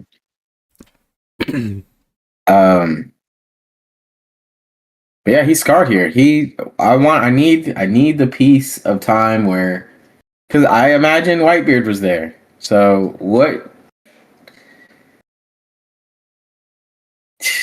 What? No. Hey. So if Shamrock was with Shanks, could he be talking? Did he scar Whitebeard? I knew where you were going right when you said that. That's my only full hold with all that, but that makes sense to me. They went on a Holy Night mission. But I just feel like I just feel like why would we not have known that Shanks was a Holy Knight prior to? Come on, man. Nobody. Oda, man. I mean, yeah, it's Oda, but like, it's just like nobody. But yeah, nobody talks about rocks. So it's just like people just like, hey, we're not gonna talk. There's just stuff we don't talk about. I mean, so Shanks pulls up the Whitebeard ship, and we know it's not their first time meeting, but we don't know their last meeting. And I feel like, because he comes on the ship and talks about Blackbeard. Yeah, to tell him about that. But Whitebeard was so specific on, like, I remember you as a lad on Roger's crew. So it had to be. Yeah, Blackbeard wasn't. They were split. They was something, bro. It had to be a one-off encounter, like somewhere Yeah, else. That's they were interesting. somewhere. I want to know what island they were on, and what were they? What were the Holy Knights Right. doing there? And what was Whitebeard's crew? But why wasn't Whitebeard with Blackbeard in But you that gotta moment? think, Whitebeard's more like Whitebeard don't move like Luffy. Like everybody else has fleet No, commanders and stuff, so like they could send a whole like commander and his crew to go do something. he But might just hit someone on the head. Wasn't Blackbeard? Was Blackbeard a commander? no, he refused to take it. Okay.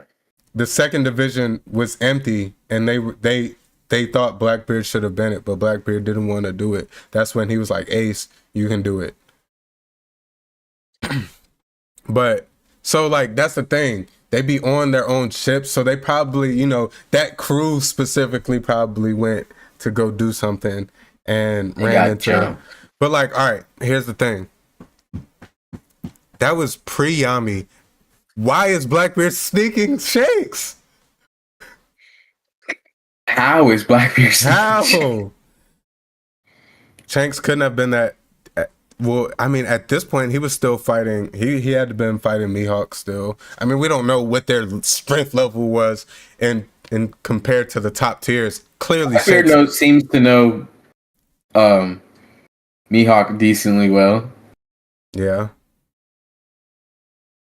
Hey, we Yo, rambling. We rambling. If they're all I would. Oh, one other thing. This is the fit that Shamrock pulled up to Elbaf in. The Shanks the fit that Shanks is wearing. Need that. I need this fit for DreamCon. I can't lie. A Holy Knights fit? Yeah, that would be clean. need That would it. be hot as fuck though. I need it, dude. I need it. I haven't found one yet, but I need it. It would be hard to find, probably. Yeah. What if you went with the bandage too? That would be clean. That would be clean. You already got the sword too. That would be clean. I'm not gonna lie. Oh man. Ida getting sick and poisoned. One Piece moms always get hoed. So we knew her time was coming.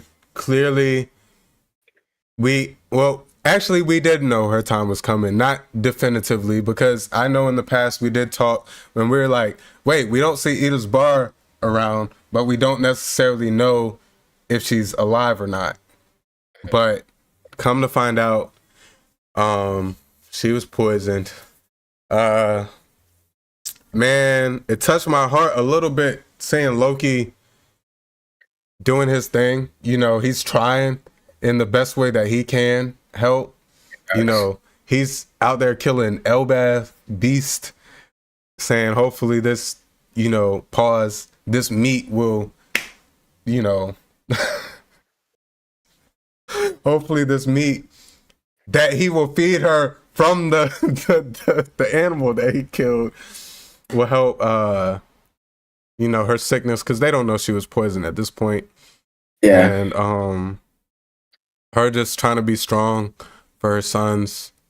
Hazrudin being out at sea, I don't know how I felt about that. Obviously he's searching for a doctor, but damn, bro, your mom's sitting there sick. I don't know if I could just be out and like be gone if anything was to happen. You feel me? But also at the same time, he is probably doing what's best, or what he thinks is best too. Rayha out there somewhere, man. You just gotta find her. Man. Who else could have helped? Whoever had lost fruit, head ass. Chopper. Yeah, man. Nah. Nobody at this time that I know of.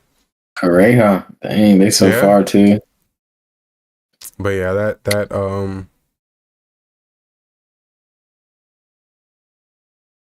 next page. That this dude deserved everything that Loki did. Everything, man. I don't care. The village burned down. I don't care. They deserved it. And there were, what's it called, people? His mom's people. Yeah. And he thought he was gonna just get along with them for that. Like he told him. Oh yeah, we poisoned her. Like, come on, bro. Your mom's the only true queen. What And was it called again? The poison? Ergot. Yeah. Ergot spores. But man, seeing Loki have this moment, I've always felt like Loki's never a bad guy, bro. I was like, he's just he has to be misunderstood, bro. He had these One Piece childhoods be rough, and I just knew he was a victim at some way, shape, or form. I knew he was a victim. Like, there ain't no way you chained up like that, and the whole country hates you for all this stuff. Like, it just didn't make sense to me. And come to find out, damn, bro, your dad's always gone. Your real mom treated you like trash because you were different. And the one person that took you in, that was your little brother's real mom, that you mistreated because you were misunderstood. She always took him in, always treated him like one of her own. And he had to like find out that his people killed her. All the rage was justified. Burn it all down, do it again. I love the black outline that they do of him. Yeah. It's tough. Showing him shed those tears and cry out that that's the only mother he has. Man, it does something. I hate how all the good One Piece moms get done this way. Yeah. I will say this being animated is probably going to be pretty emotional. Oh yeah. And this is only going to come a couple episodes after Rocks too. Mm-hmm. Yeah, it's going to be one of them ones.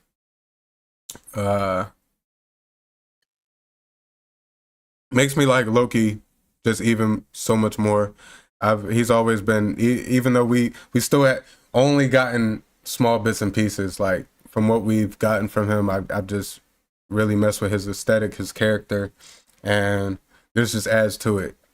He's not some cold-hearted traitor to his people, and the fact that he's one of the only true ancient giants that we have now in the current timeline, I mess with it, and I really hope he has a good positive role for us. They're gonna need it for what we about to get into. It's just him and what's his name, right?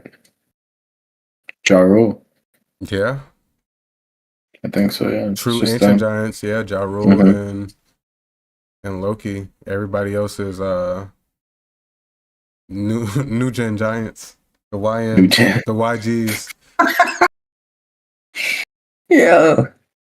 All right, man. Let's get into the next one. Yep. Let's keep it moving into 1168. Boom. Fire chapter name. I won't start with that. The Snows of Elbaf. Oh yeah, for sure. The Snows of Elbaf.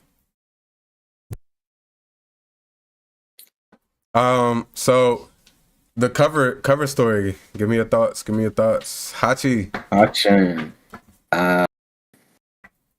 With sheep, family of sheep, knitting gloves. Nothing really stood out here to me. Yeah, I don't never really have fandom loves Hachin though. He a solid one, bro. I'm rewatching Fishman Island, bro. He's solid, man. He's a solid dude. He 10 toes or however many toes he got. He all of them though. No cap. Yeah. This rewatch, I'm really liking him. This man got beat up back to back for the Straw Hats, bro. protecting their ship, and then standing up to Hody. Like, come on now. That's that you did bad by Hody too. got did the worst way. But it's good to see that he's here happy, you know, still rocking. But yeah. I wonder if there's a certain fisherman that's ever been to Elbaf. But Jinbei. Glad. All right. Oh yeah. Let me read let me get into my summary first. All right. So this chapter opens with a grief. Ida, the former lover of King Harold of Elbaf and the mother of Hadrudin, dies from poisoning. Snow falls over Elbaf as Harold and Hadrudin mourn, while Loki remains in prison, quietly suffering his grief. The narrative then flashes back 14 years. The chapter confirms that Shanks was originally meant to receive the Deep Sea Pact, a covenant that would make him a god's knight. He fails to show up. Instead, Harold is given the pact by Emu and becomes a god's knight, gaining immortality and increased power. Immediately after receiving the pact, Emu orders Harold to restructure Elbaf, transforming the giant kingdom into a military nation, starting with creating an abyss circle, also known as a pentagram, across Elbaf. Harold attempts to resist, but the Depths Covenant mark compels his body to obey. Under duress, he orders his soldiers to bind him to a pillar, a desperate attempt to stop himself, then summons Jarul and Loki. The ominous chain of events sets the stage for tragic consequences. The slaughter of Elbaf's ruling class and Harold's own demise. Now, this chapter did offer a lot more in depth than the summary, but I wanted to dive into that with you. Give me your thoughts opening up where Harold's, announcing to his people that they'll be able to join the world government. My bad, I was muted. So yeah, we start off with seeing the positive effects of Harold's Pact coming to light. They're getting food in, just from giants joining the Navy, and then Harold being the torch. That's one of the ambassadors of based on the work that he's doing in the Holy Land and stuff. Mm-hmm. So, in the grand scheme of things, Harold's plan is finally coming to fruition. It's good to see everybody's happy. A lot of the school is going well as well. Mm-hmm. Saul's doing his thing. We always good with kids though. No weird way. Yeah. It's great to see, but what's to come from all of this good things, there is some bad that Harold has to go through. Right. Nothing much for this first page. The first 2 pages or whatever. I guess one thing just to point out, some of the more specifics of everyone kind of reaping the benefits of the initial integration of giants and humans. So, we hear how good they've been doing in the military and how they've helped a lot. And, people are starting to want, more giants stationed where they are. They're starting to feel safer and more comfortable around giants, which, is one of Harold's major things in trying to transition, was getting that negative light of giants being just ravenous, warrior species to actual being seen in the light. And then some trade, we're starting to see that people are eating Elbaf's food. They got Elbaf cedar. So there's just different, different trade aspects that we're starting to see around the world. But yeah, moving on.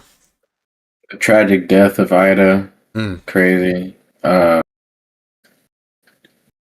We get like a moment in her final moments with her her and Harold talking about all the great things that are happening, and she's enjoying like she's just happy to hear all these things that are coming to fruition now. They're talking about going back on the waters and being able to explore again.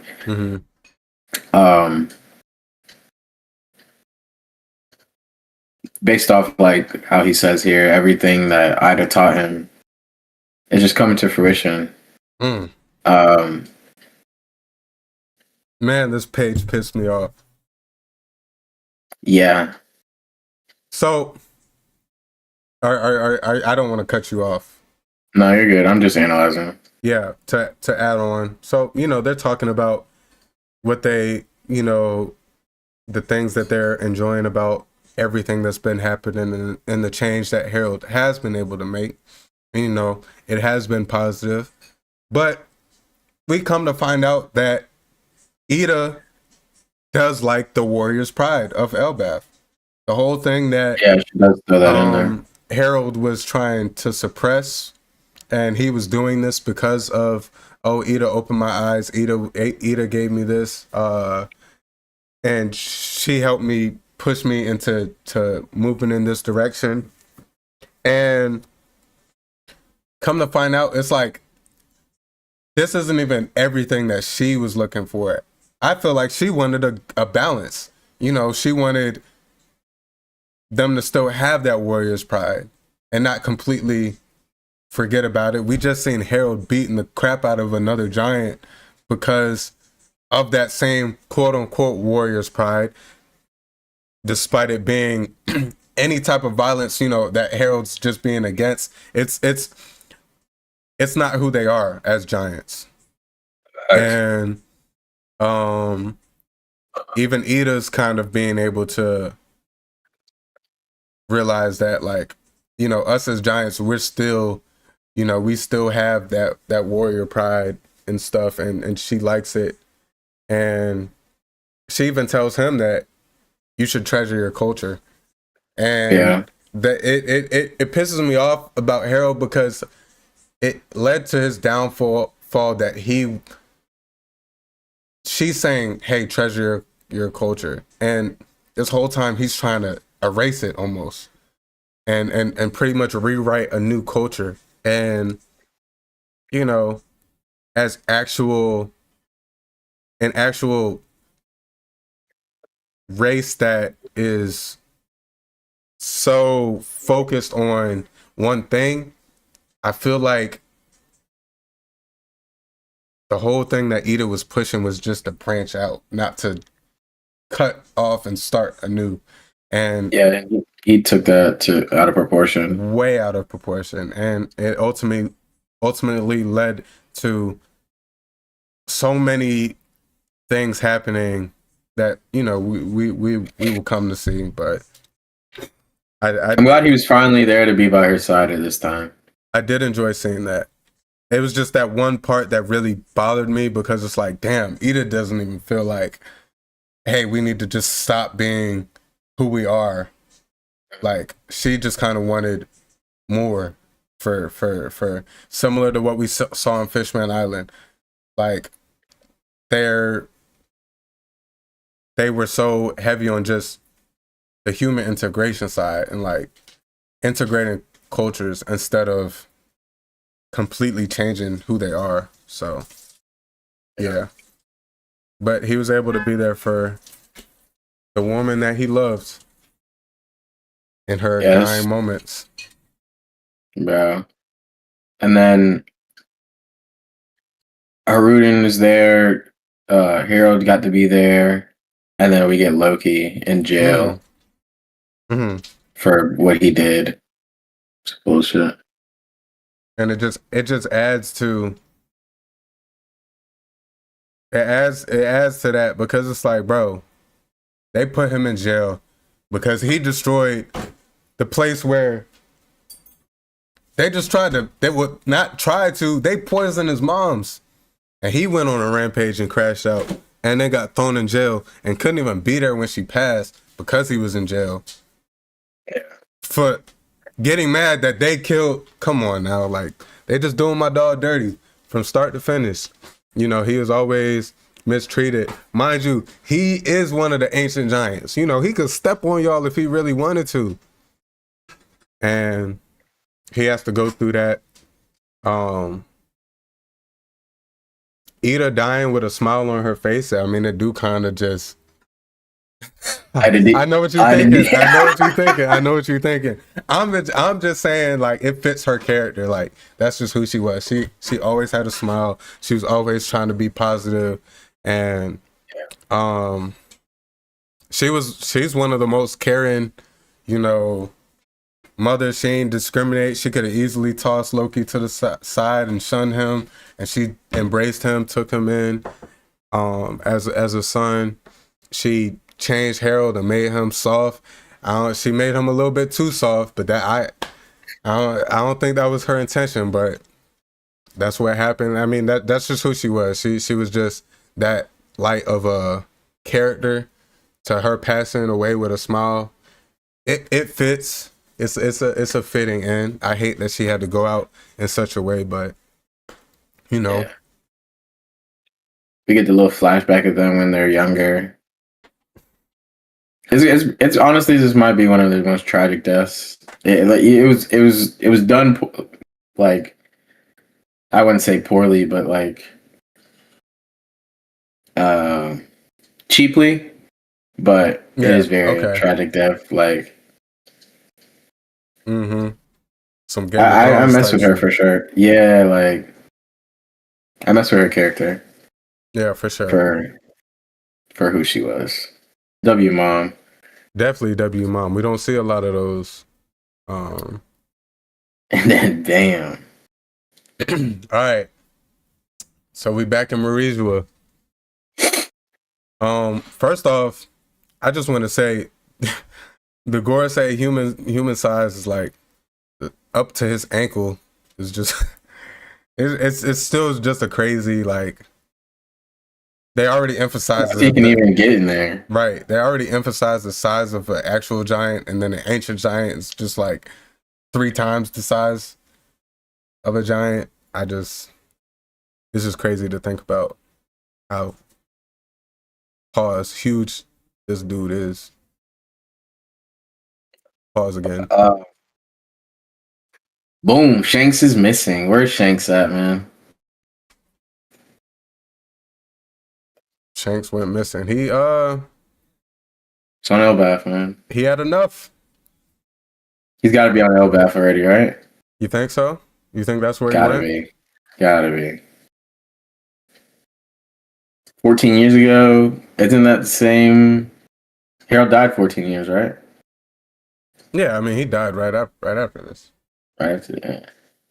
Like, Shank's got to be there. Already waiting. For when he gets back. Could be. Or headed there. That's what me and Gavin were talking about. I mean, I can see it. Do you think he's reunited with his crew by now, or he's solo in it? I think he's honestly, I think he's solo, and he went to go link Gabon. Talk to Gabon about everything. Yeah. Mm-hmm. But yeah, he missed his promotion, and then they gave it straight up to Harold. Yeah, they ain't wasting time. No, yeah, I wonder, like, if there were like real repercussions for Shanks at this moment. If he was like, to come back? If, like, how, like, right now he could possibly just be done and never come back. But, like,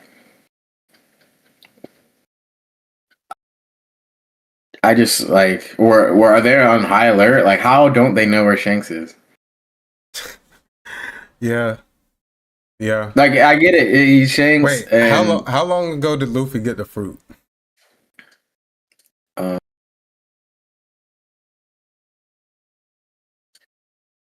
12 years ago. It would be it'd be like he got it when he was 6, right, or 5, 5.5. Yeah. Wait, but he's what? He's 19 now. He's 19 now. So, if my math is correct, he would have already had it.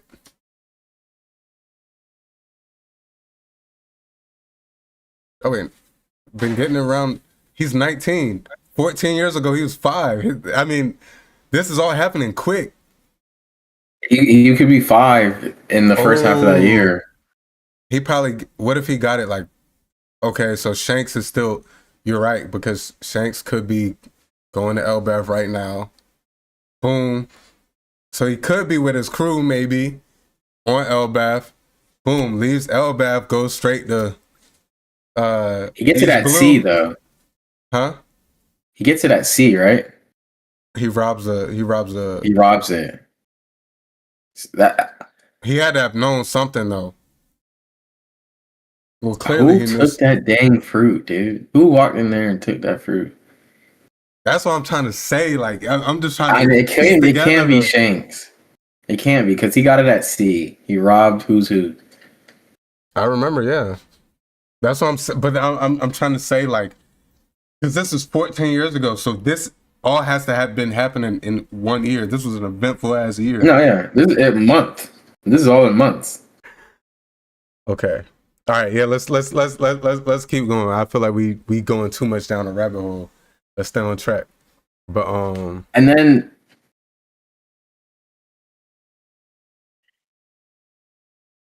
what's up? You was about to say something. He's from Who's Who, right? And he's on the Beast Pirates.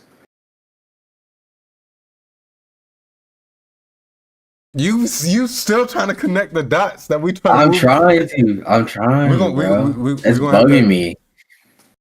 Damn, bro.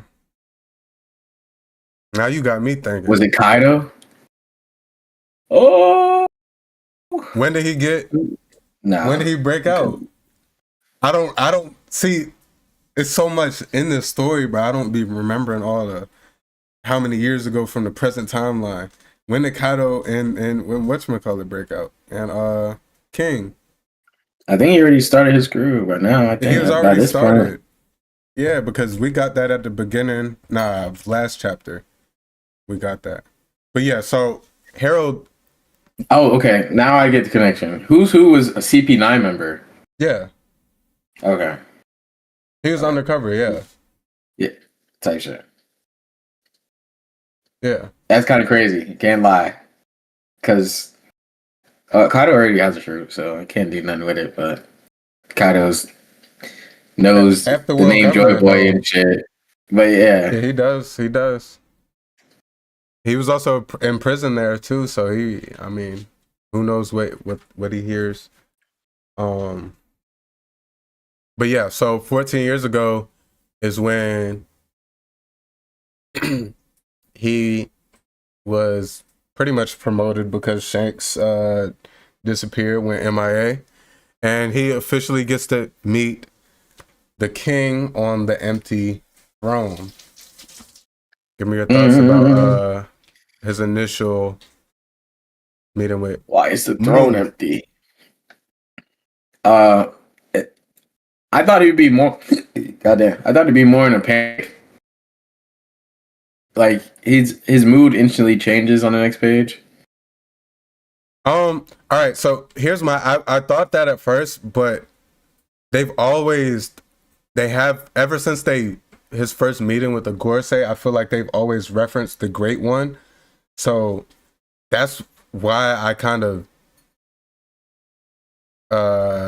put it to the side of like maybe his shock was like this was his initial shock when he's seen someone sitting on the empty throne, but it's not like he hasn't heard of them reference someone above themselves.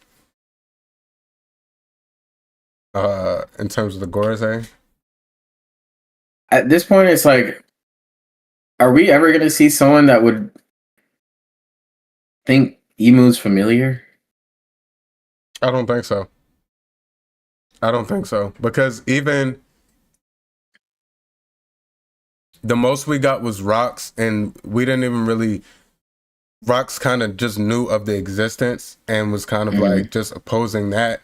We didn't really get any direct connection like with Rocks like stating out. And then the next up people outside of the holy the holy knights and the Gorosei, like you said, Sabo, King Riku, Roger Gart, who's seen him and stuff. Yeah, Roger and Gart, yeah. But like all of those Yonkos, Yeah, but it was still a shock to them. Yeah. It was like, what is it? They couldn't really put a name or anything to what they saw. So that's my only thing on. I really don't think that we're gonna see anyone or meet anyone who's like sees him as like, oh, this is you, or oh, I've heard about you or something. Like I just don't get that, because even to us, Imu still is such a mysterious figure, but like what he was portrayed up until even in the anime only, like what we've got up, it's just like I don't really get that from anybody. It's like a shock to everybody that the throne's not empty, for real. Yeah, that's all the shocks, man. Yeah. Not even necessarily, oh my God, what is this ugly figure in front of me? It's like, is he sitting on the throne? I also was just One Piecing around and reading and watching and hearing people out talk about different One Piece shit. But so there's 19. Around. Yeah. There's 19 swords at the throne, and I think the one sword that's in the flower room is that one who betrayed. So like maybe it was like the kingdom, or like representing the kingdom. Yeah. Yo, hold on. One Piecing around might be doing something. like how do people be connecting? They counted every single sword. Nah, that's fire though. But that's all I got for you. Diving into this, John. I'd be reading it. I'd be enjoying it. I be thinking I'm analyzing each panel. People counted the swords. What the hell? Salute to them doing all the dirty work for us though. So he gets the next I guess upgrade, power up, whatever you want to call it, in amongst the Holy Knights, and he officially joins the Knights of God. And then he gets the second mark. Yes, what's that? The deep. Yeah. That there's two translations of this shit as well. Yeah, the deep sea and then the depths. The deep. Deep. Yeah, so the first translation is the deep sea contract, whatever. Right. Then it's the deep sea, and then the third one is the deep, I think. They just keep adding deeps.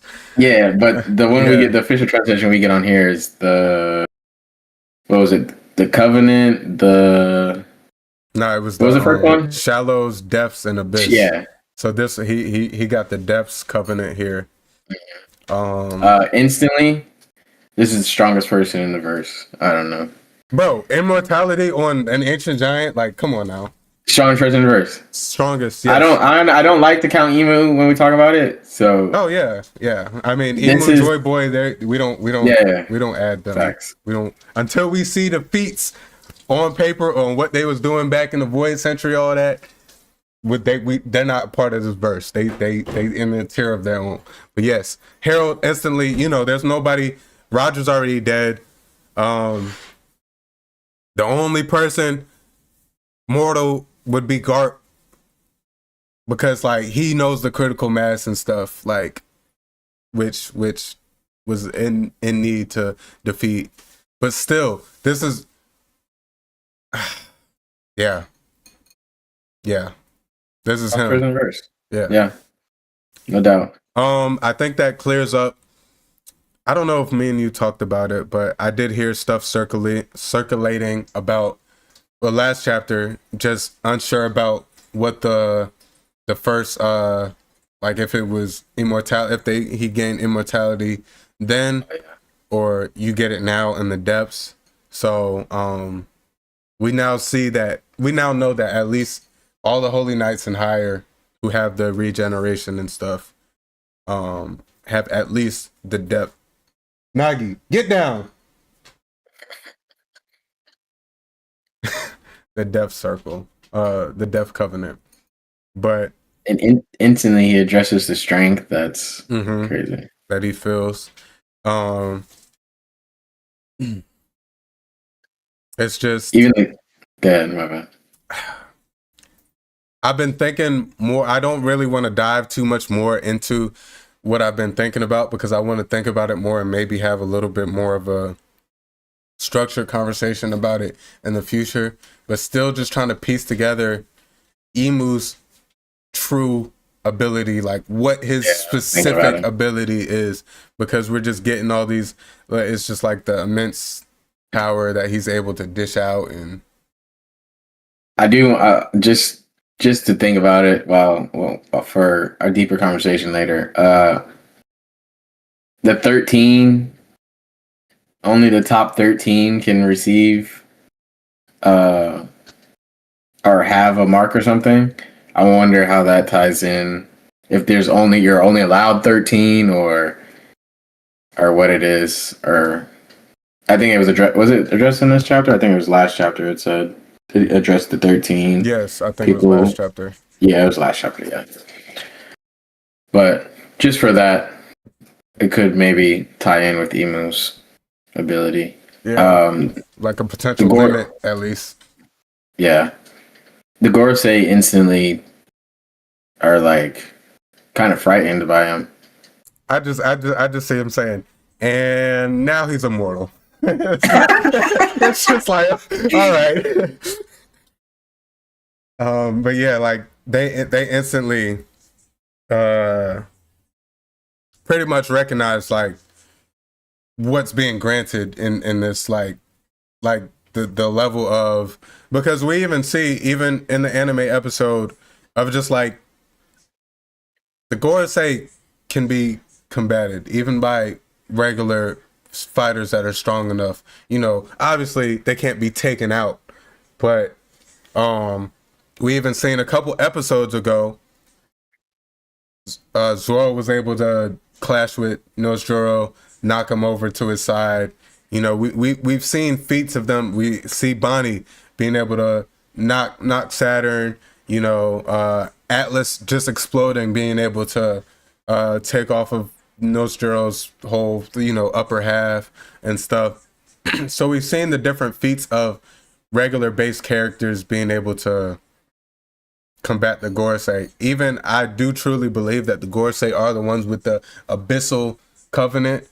I mean, the fact that Harold instantly getting the Depths Covenant and being immortal just adds that much of a threat. You know, we know he's a strong conqueror.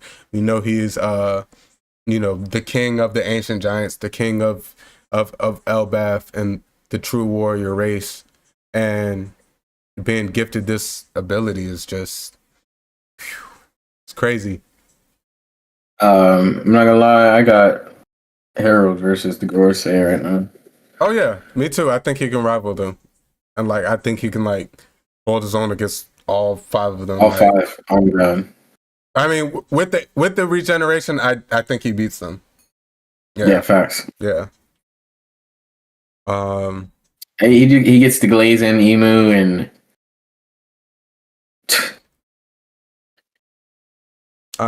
so yeah, Emu pretty much tells him to create an abyss circle on Elbath. I think that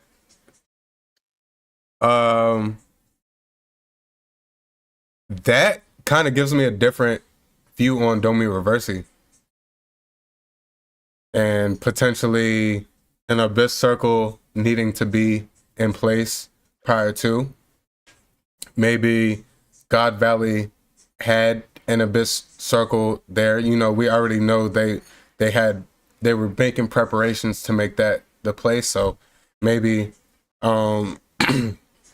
maybe Ooh. Emu already had an abyss circle in place, and an abyss circle needs to be on a specific island for Domi Reversi to work. Why? Which could lead to, this abyss circle that we've seen made here could be led to what we're seeing in current Elbaf, and the Domi Reversi and stuff. I do want to say, so maybe, dang, no, it doesn't make sense. You think all right, so we're here now. Harold, for the second abyssal mark, it seems the difference is Emu can actually control your body. But do you think so? At this point, I'm thinking like Emu cannot come out of you unless you have the third mark. Maybe not host your body. Yeah, because that makes sense. Because that makes sense because the abyss circle, we seen the summoning being used with the Gorosei and that through the abyss circle, and maybe the abyssal covenant is what the summoning. Maybe that there's something hidden with that abyss word that is actually the possession or the summoning of, so maybe this abyss circle, like that he put down, allows him to be able to, or them who have the abyssal covenant can possibly use that as a transportation means. And but like you said, potentially the abyssal covenant being what is the possession, and because his mind isn't possessed here, it's just his body, and he can't control his body, but he's still consciously able to talk back, and even when we see him yell out to his guards and stuff, he's still fully conscious and controlling. His conscious of and in control of his mind, but we see that he loses his physical control, and it could be just different levels to the covenants. Also, what seems to be granted is Emu can talk to you through it too.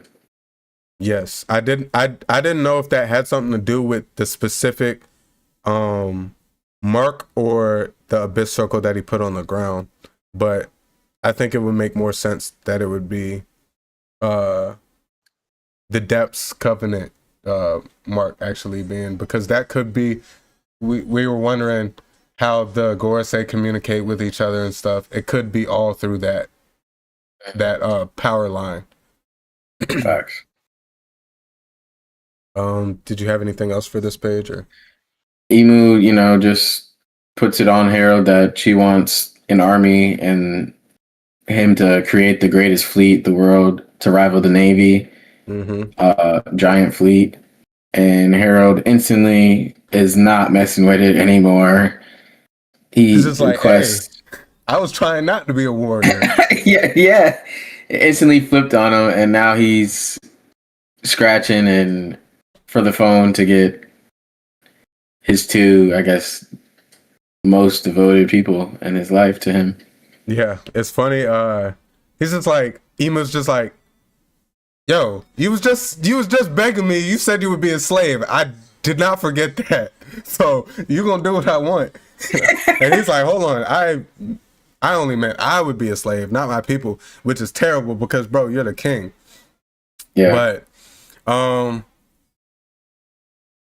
it's just like, bro, Harold, what did you expect, man? You've seen time and time again. You had your opportunity to see the true depth and true horror of the world government, and you have to make it this far to be shown that, hey, they were just using you. They've been using you time and time again. You've been doing all this stuff for years on years for the world government, and they every time you meet with them, they're like, well, once, like, bro, they told you once Rocks died that you would be able to join the government. Okay, then you're like, oh, I'll be a slave. Then they take you in, and they're like, okay, you have to be a pawn for us. You have to be a weapon for us first. And then he's doing all this, and then after all these years of being a weapon, then you can prove your worth to the Great One, and then you can join the government. And it's like, they still, they still take you to meet Emu, and he's like, you can be, y'all could be part of a government, just not yet though. And it's like, and you're still just blindly, oh, okay, sure. After Rox had set his part on it, and Yarrow warned him that it might not be what he thinks it is. It's literally like the hand of the king. Yarrow is basically, or Jarro.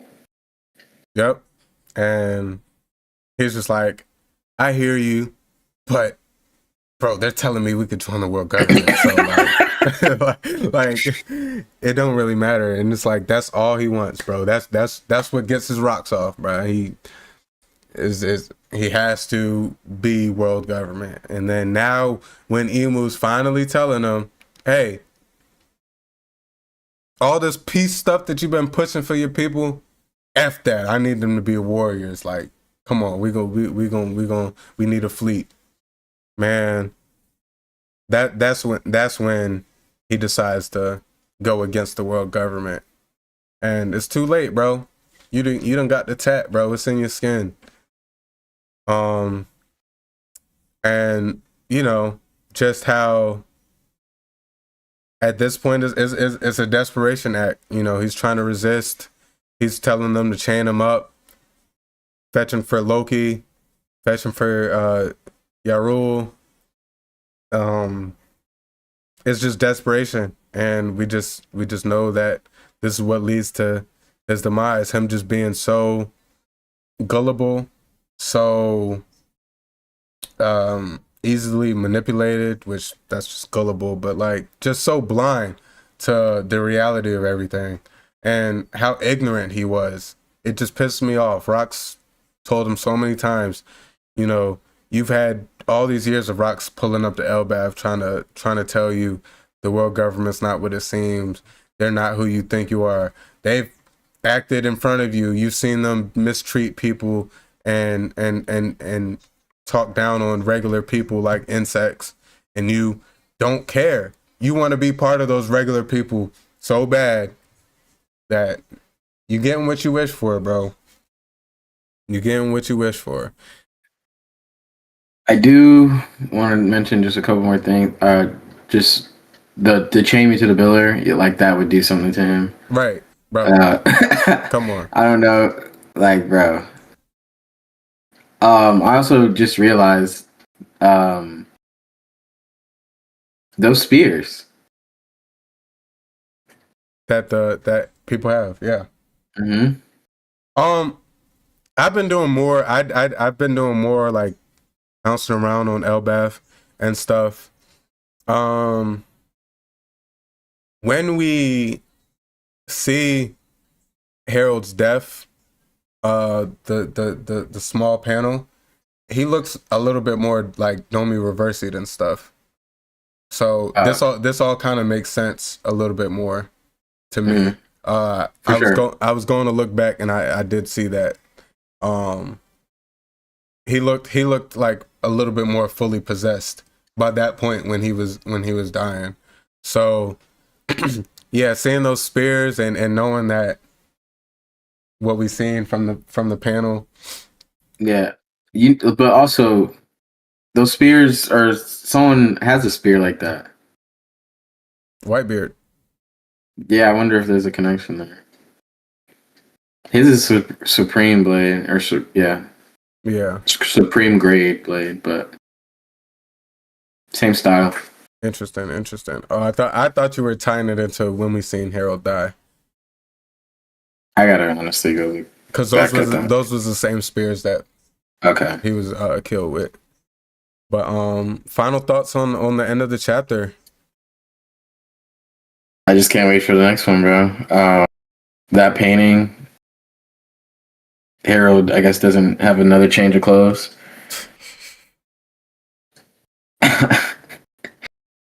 um, but no, yeah, I expect this next chapter to be top 5 in my opinion. Yeah, unfortunately, we gotta wait 2 weeks for Yeah, that. 2 weeks. Yeah, But but coming to an end on the flashback as a whole, and gonna see what really pans out in Elbath and what led to Harold's death. So excited to see that. Give me your rating on the last chapter and this chapter. last chapter I'll give an Admiral. Mm-hmm. This chapter I'll give what's it called? Yonko. Yonko for sure. Okay, I'm on the same page as you. Go ahead. I do also want to mention just real quick. What was I saying? Oh, so it seems like the meme was going around that this was to be a 3-minute discussion from Loki and everything. It seems like how it's set up now is it's starting now, and Loki's about to tell what happened on the day for the next chapter. Yeah. Yeah. That's a good point. It's a funny meme and stuff, and it's fun to joke about.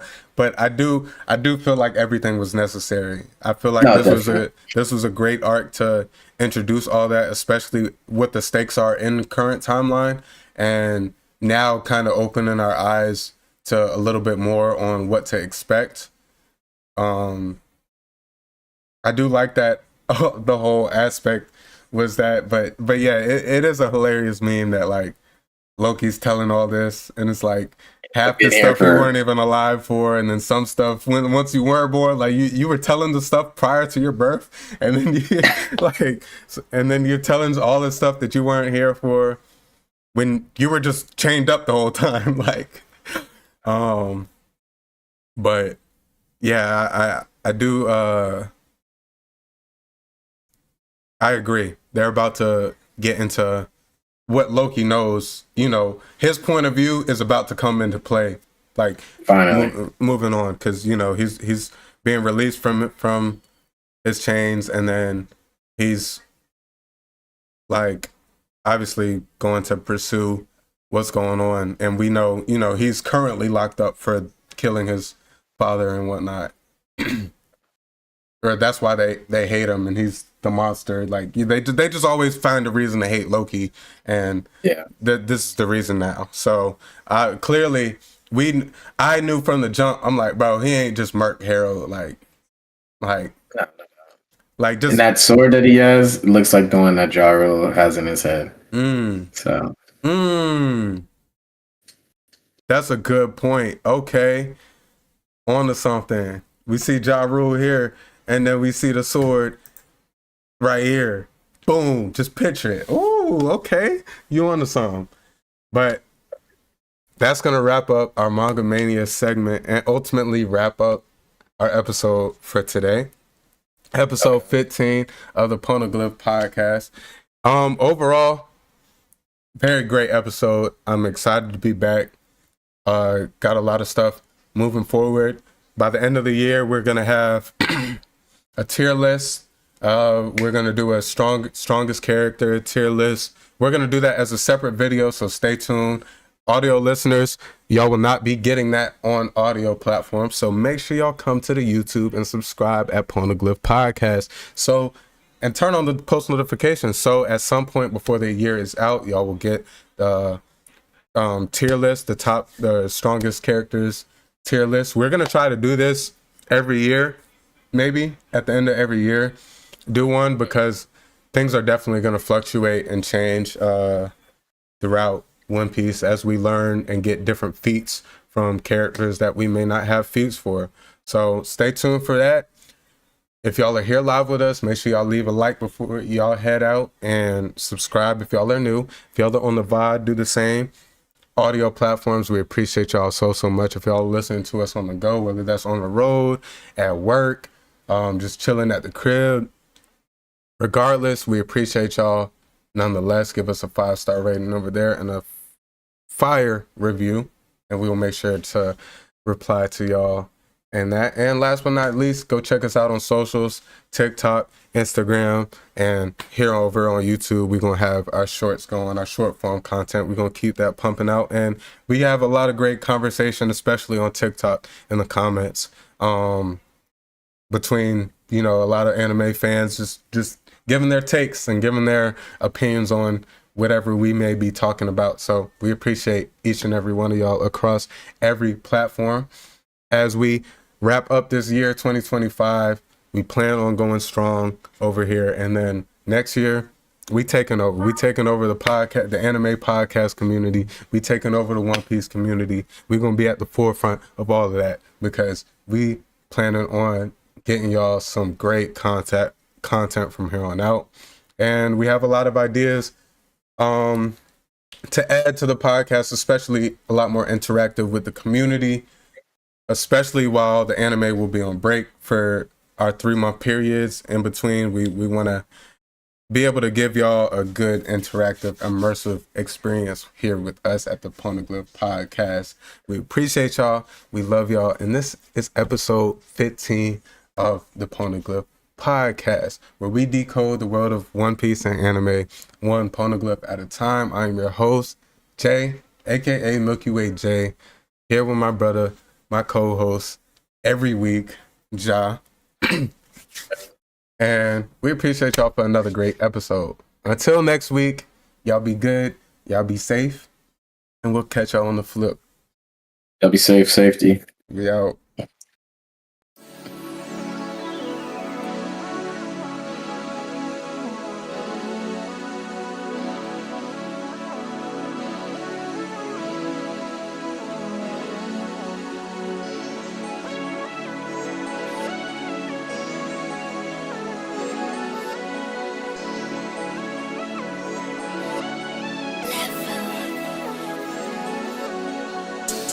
If you're not feeling it, be honest. I'm dashing in the coupe, I'm going Sonic speed.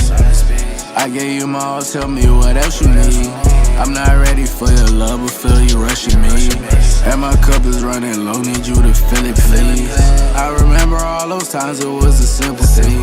Now I'm here all alone, reminiscing about what we could've been, I'm on the road, drinking, dropping, swerving, I won't crash out. Got 12 on my ass down, still will chase the bag down. Hit the throttle, spaz out. These niggas crashing out, they living but they lashing out. Ain't chasing paper now. Whoa, I can't crash out. I remember I was broke, I'm getting cash now. These lame-ass niggas talking shit don't make me lash out. Shit don't make me lash out. Ballin' like I'm Jordan, make it switch. Every time I talk, I'm making hits. Tripping daily, I feel like the shit. Yeah, I'm going, I can't reminisce. If you're not feeling it, be honest. I'm dashing in the coupe, I'm going Sonic speed. I gave you my all, tell me what else you need. I'm not ready for your love, but feel you rushing me. And my cup is running low, need you to fill it, please. I remember all those times it was a simple thing. Now I'm here all alone, reminiscing about what we could've been. If you're not feeling it, be honest. Dashing in the coupe, I'm going Sonic speed. I gave you my all, tell me